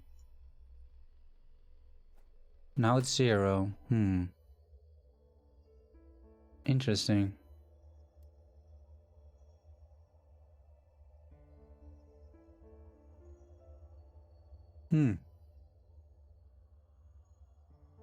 I think this is my native block protection then, and then the block protection of the shield still gets added. But you would assume that you see the 119 from this shield, right? That you see it back in the block protection over there. For some reason that doesn't happen. That's weird. Maybe a bug. I don't know. I think at first you go to the top left because this is the side quest. And then you go to the bottom right because that's the main storyline.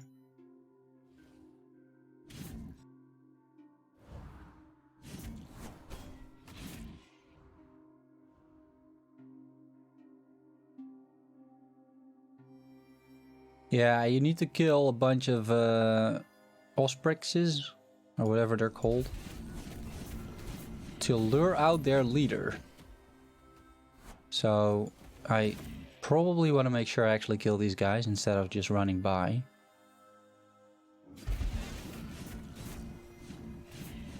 They implemented a bunch of new music here as well, which is actually really nice. I really love the new music that they did.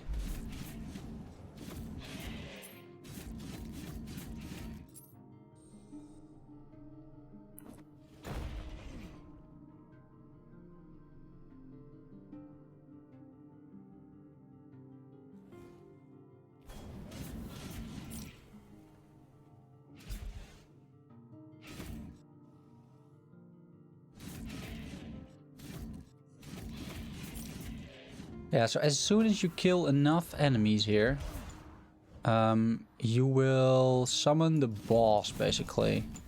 For me, that usually happens around this spot, pretty sure. And your quest log will be updated when that happens.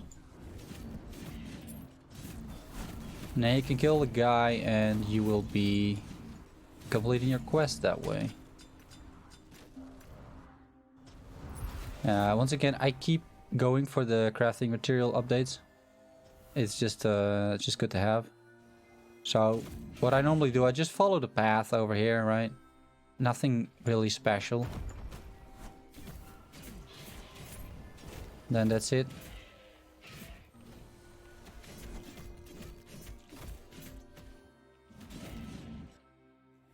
I'd like to see different defenses against elements actually matter. It's just a give, you'll be required to have them all maxed out by endgame. Yeah, I agree. If you want to survive endgame, then you are limited by some of the defensive choices that the game offers, right? Also things like glancing blow or critical strike avoidance. Yeah, they really start to matter. And it's basically the same for every character. So yeah, I definitely get where you're coming from. I wish you could upgrade all of them simultaneously, but you have to change your gear and build to take on certain specific challenges. That I don't necessarily mind too much. Honestly.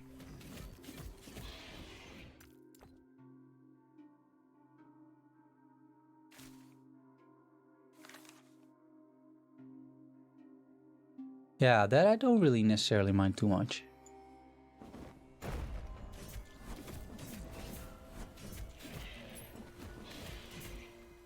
I should be pretty close to summoning this guy, I feel. Okay, let's go back to Werewolf or Werebear. Yeah, okay, that was it, right? Now he's here. Yeah, there we go.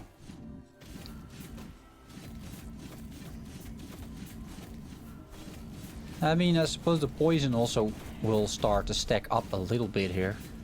You know, when doing this. The leech is also pretty good. That's it, right? Yeah, return to Elric. So that is somewhere over there.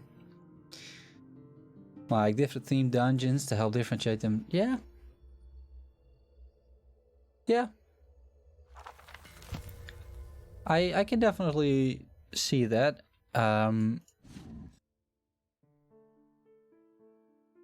Maybe to some extent this is like the case, right? You could argue that some of the, let's say, well, levels or biomes or what you want to call them in the Monolith of Time are definitely, let's say, primarily void damage or primarily necrotic damage.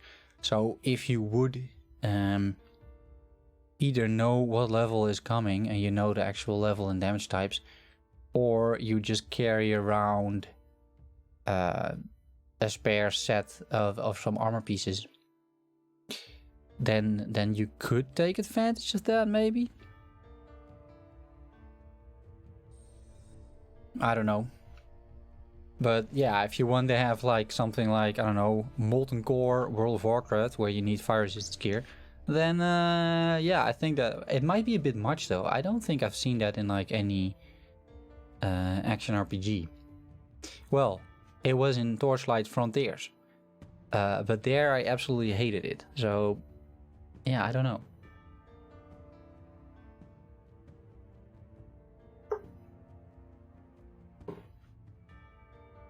I don't know. Yeah, let's go with this vitality route for now and see what else we get on the tree. Crit, defenses, Spriggan, defenses, leap, crit, right? No, not crit anymore. We're going for this. Right. Additional damage against enemies at full health.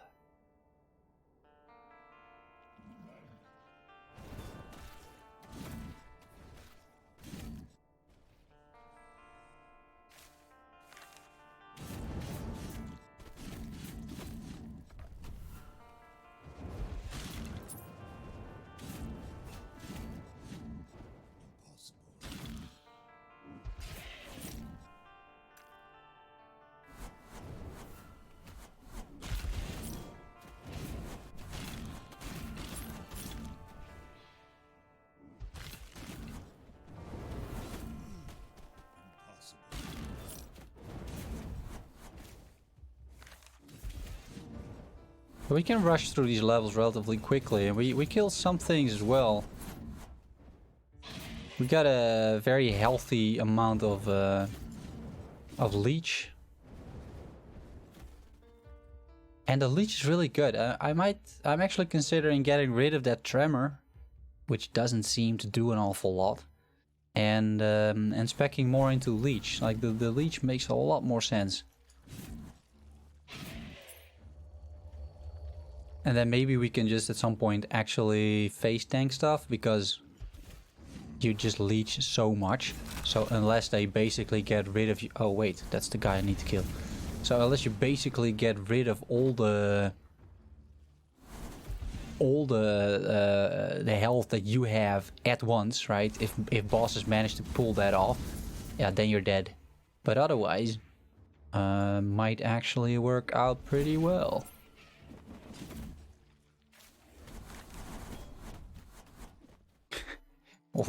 all these rats destroying the tree.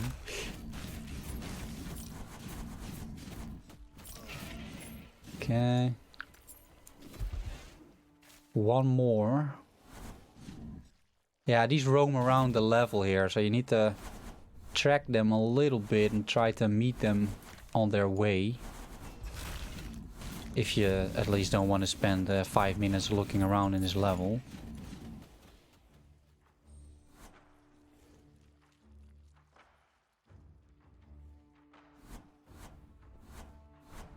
So this is the part where I'm the most vulnerable, right? When I'm a human.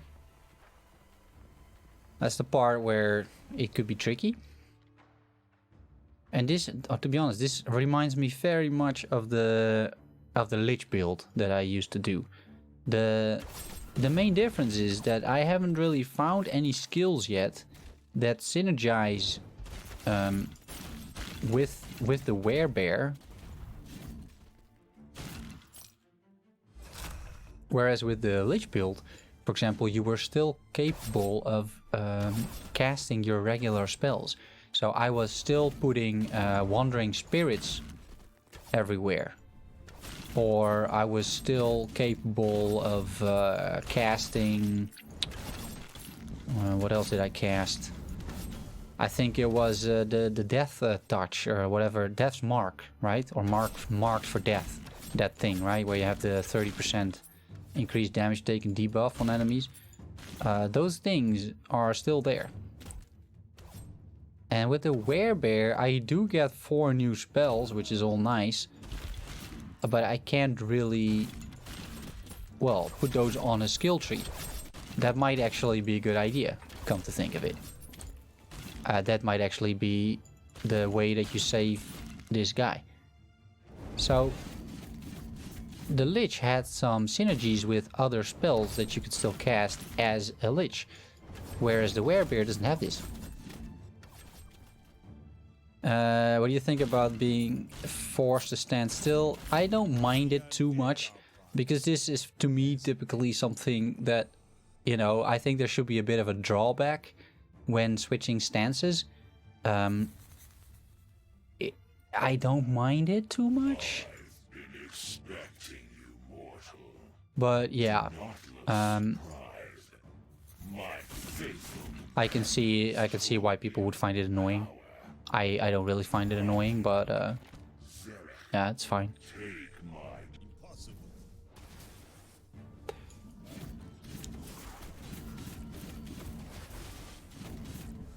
Who is doing this lightning thing?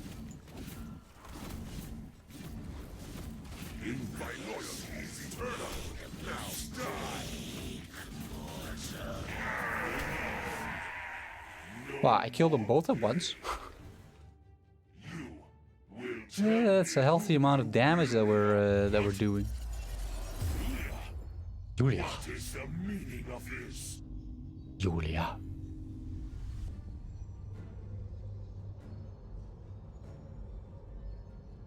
All right, last part of the campaign, guys, and then we're all done.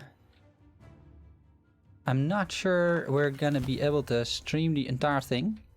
Otherwise, you can expect another stream relatively soon.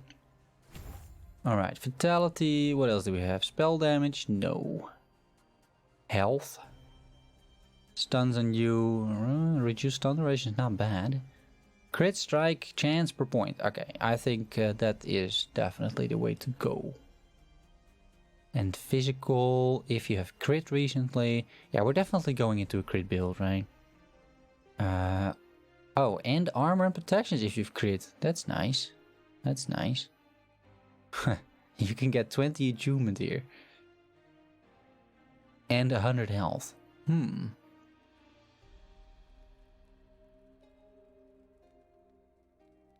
Yeah, and the controlling exactly one companion definitely has a bunch of synergies, but I'm gonna have a hard time controlling one companion for, let's say, longer than 30 seconds.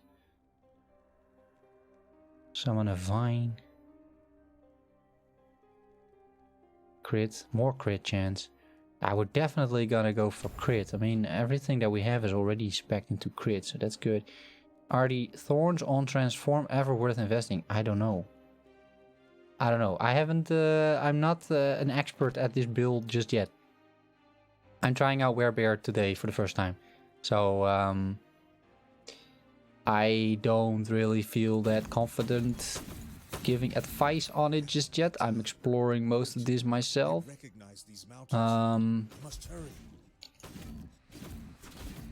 But I think you'll. What I found is a lot of synergy so far in crit. And that's basically it. This is the part where I'm probably gonna die a few times. I'm not sure how much under-leveled I am, but I'm fairly under-leveled, I think. Oh, yeah, I was about to say that was close. I am level 36 and the area is level 44. So I'm 8 levels. I'm 8 levels lower than the enemies around here. So it's a little problematic. I'll have to like take this a little bit easier, and I can't really rush through this anymore. But these guys start to do an insane amount of damage to me. Simply because, yeah, and that I should try to avoid ideally as well, huh? But I don't really have an escape tool anymore, which kind of sucks. But I can't jump out, or I can't easily avoid anything here. I have charge, but I can only charge towards, you know, enemies. Alright, so I need to focus a little bit. And I'm not sure I want to... Okay, I can't be bothered for that guy, though. Like, we can do two things, right? We can try to kill a few guys, get some experience. Or... just run, because, you know, that might be a viable tactic. Some of these guys are gonna be really tough to kill. Like the rare enemies here, that's gonna be like really tough.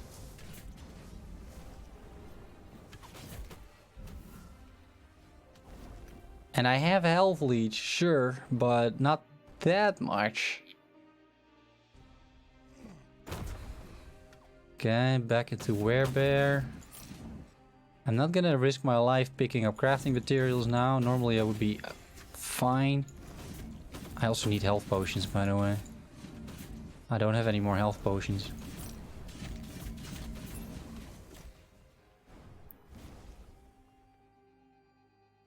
Yeah, so this is definitely not easy. Okay, 37. Hello there. Explodes on death. Okay, health potion number 2. That was number 3, so we're good. Like, my damage is not the issue. It's just that these guys, they do a lot of damage to me.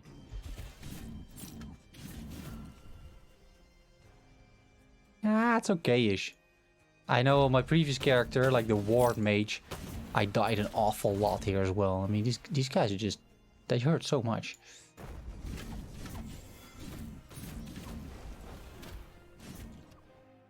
And as a melee character, this is a tricky spot to be in, honestly.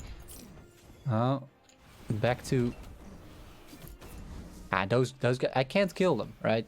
They're gonna kill me with all their fire spells. It's just useless. Why am I not a Werebear? Oh, I was so close. Okay, I don't have to get all the way back, it seems. Oh, now I actually have the cooldown? How did that happen?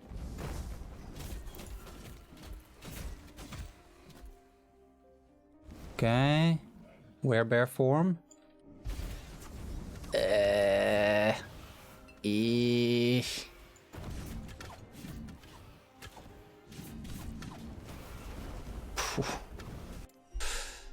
Yeah, I had the exact same thing happen to my ward. Like, everything went totally fine. I was rushing through everything. And then I got at this spot. And it was just... It was mayhem. Really. This guy though, like, kill him. All right. Well.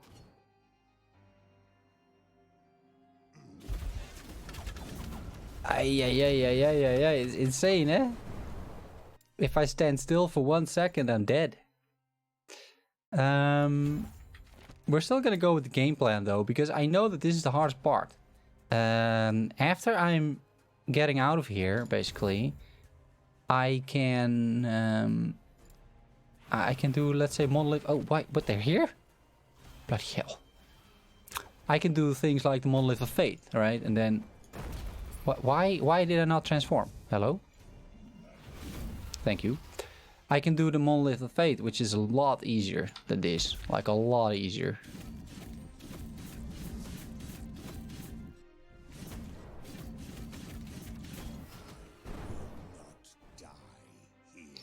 And then I can easily just level up. It's gonna be nice, and it's not gonna be a mess like this is, right?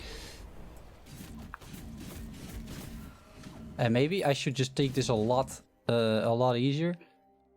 But yeah, it's just, you know, gotta bite the bullet a little bit with this one. As soon as you get into the ice areas, I found that it becomes a little bit easier because of the, I think, because of the damage or the enemy types. For some reasons, like, yeah, these seems a little like overtuned almost, right? But yeah, I'm also grossly underleveled to do this content. So yeah, there are some consequences. And that's fine, you know. That's fine. This is really the only part of the campaign that I found like really hard.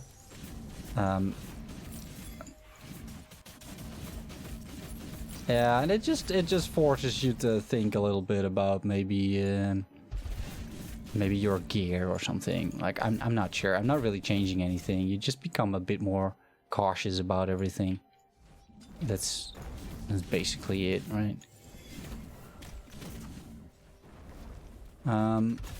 Yeah, and they're fighting each other too, which is kind of nice.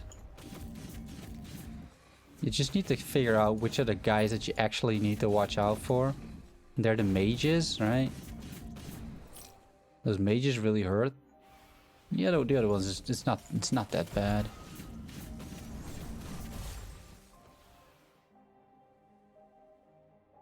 All right, I think this is the scene with the bosses. Yeah, it is.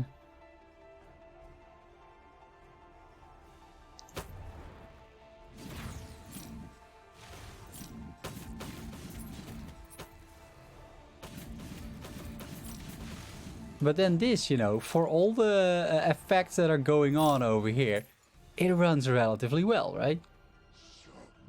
So you would expect this to be a bit of a mess, but it's really not.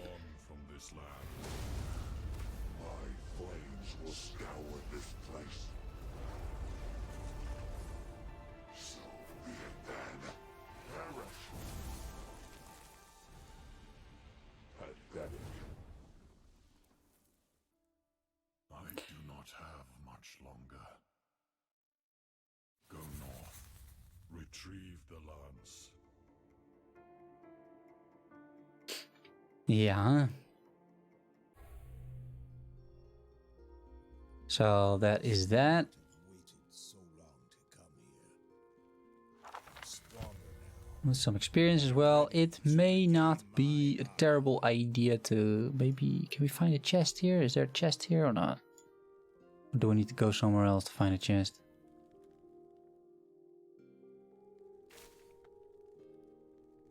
Doesn't seem like there's one over here. Yeah, I just wanted to check if there's some additional gear that we might want to be using. I think just for a quick update, like it could really help my character if I maybe get some additional health perhaps, or maybe there's just something else that's good for me. So let's see, let's compare these two. 57, 11 int, and a 20% chance, so that one is better. Ah yeah, and here's the paddle thingy. 8%, 13, 13, 21, 21, 34, 34. It's exactly the same. Is it really exactly the same? Yeah, it's exactly the same. Okay, that's either like a super amount of coincidence or it is not randomized. All these things were put in back.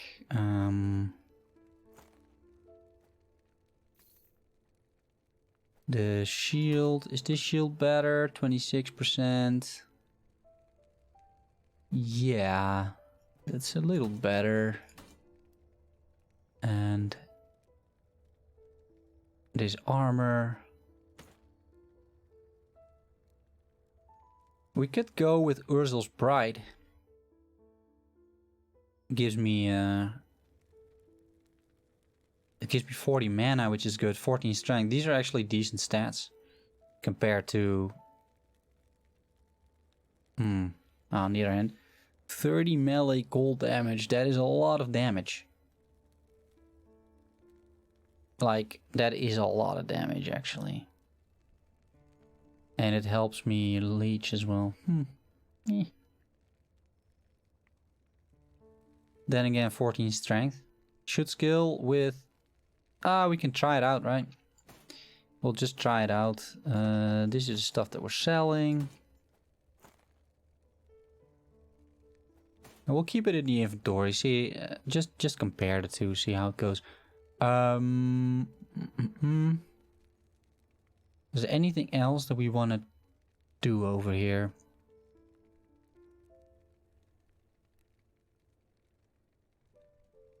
In terms of uniques, that is. I don't really think so. This is nice if you probably go for like a Spriggan form. But we're not.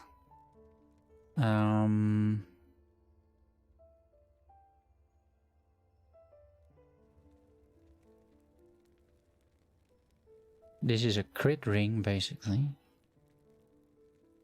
And this... Yeah. No, but my amulet has to be extremely good, right? 143% increased damage while shapeshifted. That's insane, right? So I think we'll keep the amulet for a while.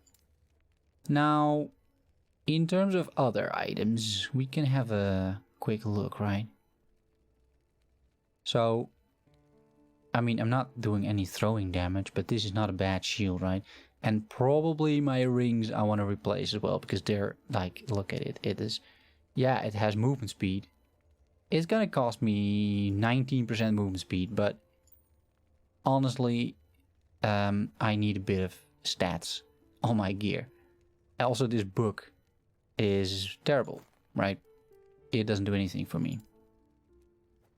So we'll be looking for some decent rings. I'm sure I have something. Like basically anything I have is better than this. So, but what are we looking for, right? What are these rings? Is that any good? Ignite? No. Can get flat damage, but that's about it. That's also not great. At some point we can use the Undisputed, right? That is a lot of damage and bleed and leech. So that is one for later on for sure. It requires level 59. It'll take a while, but not like an insane amount. Okay. So this is more of my mage page. With all sorts of mage stuff in it. Right, and the belt, of course. We should get ourselves a decent belt. Here, armor, health, rage, and cold protection. It's not great, but it's something. It's better than I have. This I kind of like 73% increased melee damage. It's not bad. Health on kill, also pretty decent. Sure, you can get better stuff, but for now it is not the worst, right? Crit strike multiplier, crit strike. Yeah, this is what I want to craft with at some point. So yeah, maybe that's a good one. Let's try and search for crit.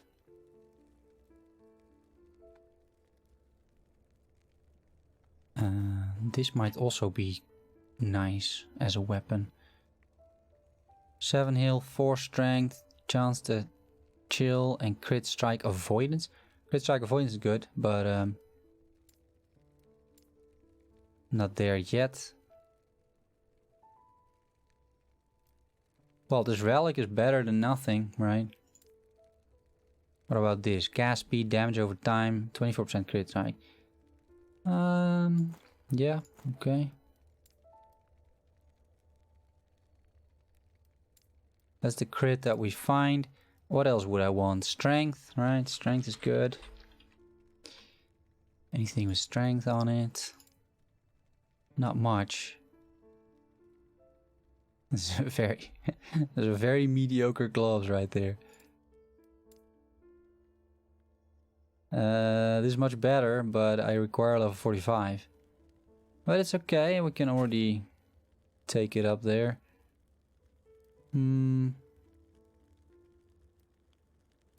I guess just then protection, right? Just general protection from rings maybe. Freeze rate, armor, element protection, health and stun avoidance. I'll take it. And this is more freeze, poison, lightning protection, and more protection. We can craft this up a little bit if we want. If we want to be a bit more protected. Which would not be a bad idea. Does this helmet do anything for me? Not really. Gives me 80 armor and 40 cold protection. It doesn't do much for me. 5 vitality, 1 attunement, a bit of dodge, and void. It's fractured, but it's okay, right? It's better than the stuff that I have. This is what is nice about just having a stash full of stuff, because yeah, this always comes in handy. Cooldown recovery speed. How about the shield? Glancing blow, bit of health. Shield's not bad. And it has the less block protection. That's why it's 60 block. So the tooltip is correct. It just halves of my block, this one. I don't think I want to be dodging. Doesn't really matter. I think I'll take an actual shield. Just like that one. Would I rather have increased health? No, I don't think so. I just need my protections to be upgraded a little bit. Here's more rings. Damage over time, yeah. Damage over time, I don't need damage over time. This is some more minion stuff. This is just overall pretty decent shield. Okay. Not bad, I would say. Oh no. Okay, well, let's put this back in place somehow. Where's all this stuff going? Now that we're keeping. And this we're selling, right? Not sure why there's plus 25 gold. That popped up from somewhere. Let's see if it sticks. Right, so these 3 are gone. And then we're just gonna try out the Urzel's Pride. I think the strength might actually make up for the stuff that we're losing. We're trying to make a tanky Spriggan. Might work. Not sure if this is the right decision to go with the full health thingy, but we'll figure that out. And where are we going? Where is the Divine Era, right? Yeah, there. Okay. So let's see if we are actually a little bit more tanky now. We have 34% block chance and a lot of block protection now, right? Okay, also armor, pretty good, 82%. Yeah, these resistances actually look fairly decent, I would say. So I should be able to survive a lot more damage now. Like a lot more damage. Okay.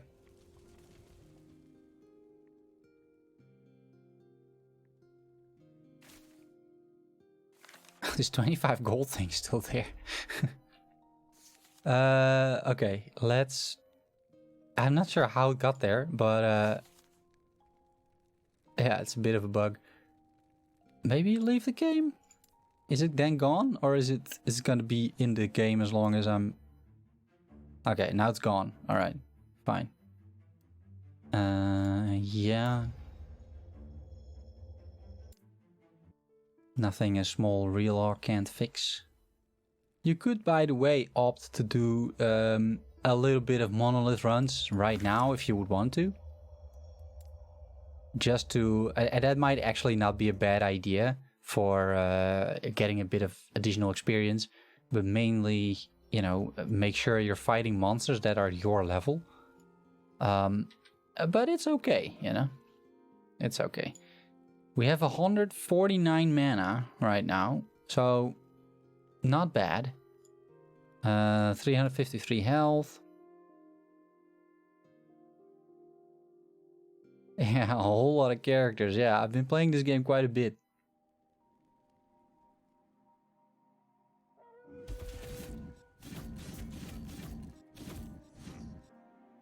Yeah, I've been trying out a lot of characters, but still, there's also so many skills that I never really tried, right?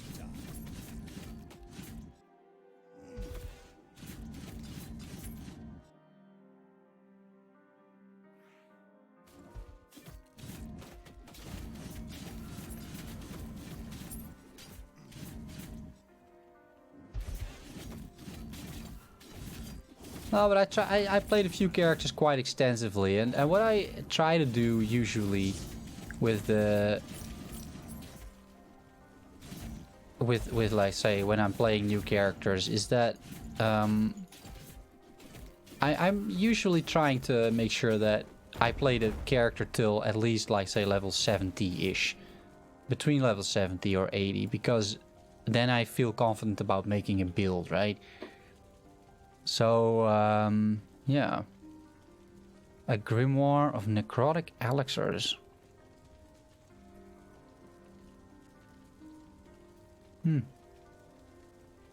Fatality. I think I have that, but I'm not totally sure. The build or the spec I'm enjoying the most so far. Well, I am someone who really enjoys playing summoners. It's usually relatively easy. It's fairly straightforward. Especially when you're trying to learn a game, I always recommend, you know, new people start a summoner unless you really know that you don't like that. But summoners are great because you don't have to do much yourself, so you can just figure out how the game works, and then your minions kill everything. And I enjoy walking around with like armies and then see my minions basically basically destroy the enemies, right? So I like summoners. That was definitely a build that I had a lot of fun with. I made a sort of poison crit lich, which is relatively similar to this guy. It did more damage, I think, and it had more synergy with the other spells. I think that's my favorite build. I made a guide about it too. You can find. Holy hell, these guys do so much damage. I mean, and I even have like close to capped resistances, right? My leech is not keeping up with the amount of incoming damage. Wow. Is it the spiders? It's so much damage. That's weird, right? I mean, it's weird to some extent. I'm level 38. This is level 46 zone. So, yeah, I'm under-leveled by a significant margin, which is why I'm dying all the time. But still. Yeah. Nah, that's probably why I'm dying all the time. Yeah, so I think the Necrotic Lich, I had a lot of fun playing that. Reaper form. What else was there to talk about?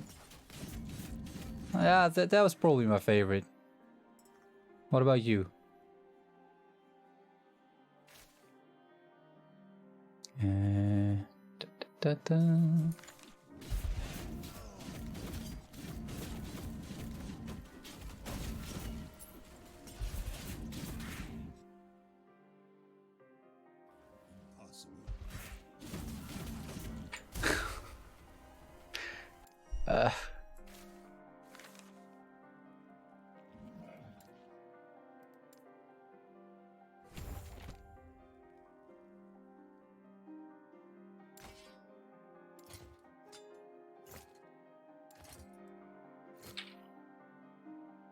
Yeah, same. Played Necro on like 80% in Diablo 2 as well. Yeah, I did that too. And in Path of Exile lately. A lot of Necromancer action. I really enjoyed that one as well. And it turned out to be a very good build.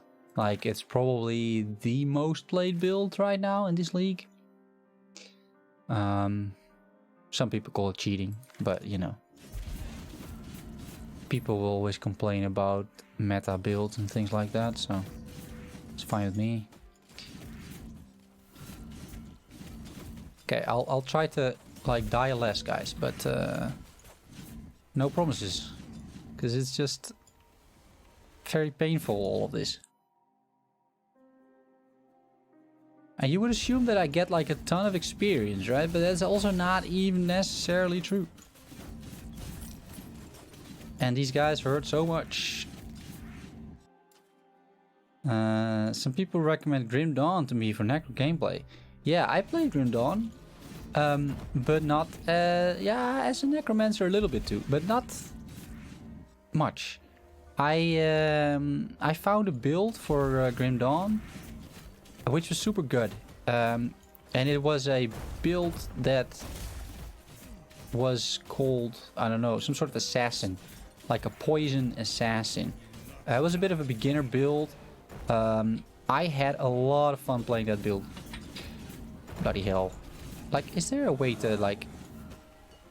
it's those spiders. Those spiders kill me. The poison assassin build, it was fun to play. But I don't really have too much experience with necromancers in Grim Dawn.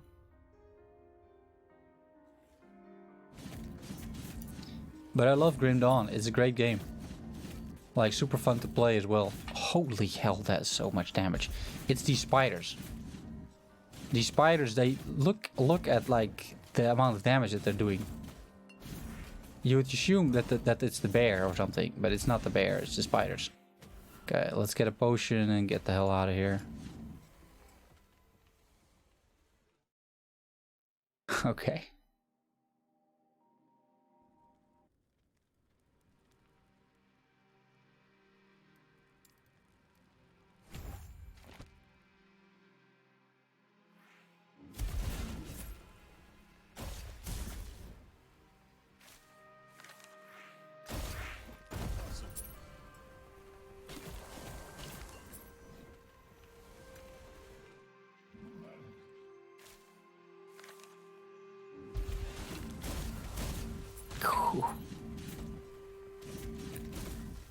I'm getting a fair amount of XP though, but it's not the best.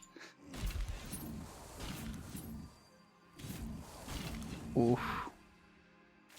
And it's not even like my resistances. Oh, it is, huh? What happened to my resistances? Is this the issue? My resistances are basically non-existent because I'm... yeah, okay. I can't do this, guys. It's not gonna happen. My resistances are non-existent because I'm severely under-leveled, right? I'm level 39, this is level 46. I need to get a few levels under my belt, otherwise I'm just gonna spend a whole lot of time dying. And that's no fun. So, I'll know what I'll do. Is there a portal here? Okay, let me run through the portal. Hopefully. To just get that. So we're not gonna try and kill anything. We're just gonna try and make it to the portal. And then we're gonna call it a day, I think. It's also close to midnight. I have to work tomorrow. Okay, let's try and find a portal, guys. Without dying, preferably.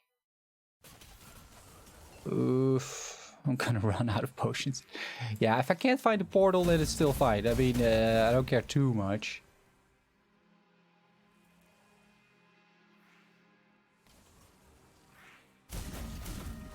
Alright, well, yeah, okay. Never mind. Never mind. We'll find a portal next time. It's totally fine. Yeah, guys. That was the first episode of David the Druid. I'm going to be streaming some more. I'm not totally sure when. I don't really like to plan my streams up front, which doesn't help you guys. But it does give me some freedom to stream basically whenever I want to stream.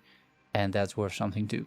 So, but you know, a good chance that somewhere this week, probably around the same time, because then I'm not working and I'm not making videos, I will do another stream. And I think when we start that stream, we're just going to do a little bit of Arena, or a little bit of Monolith of Fate, just to get a few levels. And then, yes, exactly, Mitch the Lich and David the Druid. Yeah, Mitch the Lich was a fun build. Not gonna lie. So that's up for next time. I'm not sure when. I'm a good chance somewhere this week, guys. Somewhere this week. So thanks everybody for watching. It was a good stream. I had fun. And I hope you had fun too. Maybe you learned something. Because I think that's going to be the goal for most of these streams. I just want to be hopefully informative, tell a little bit about the game. Discover the build together with you guys, and that's it. See you next time, Lena, and everybody else. See you next time as well. Thanks for watching, and bye bye.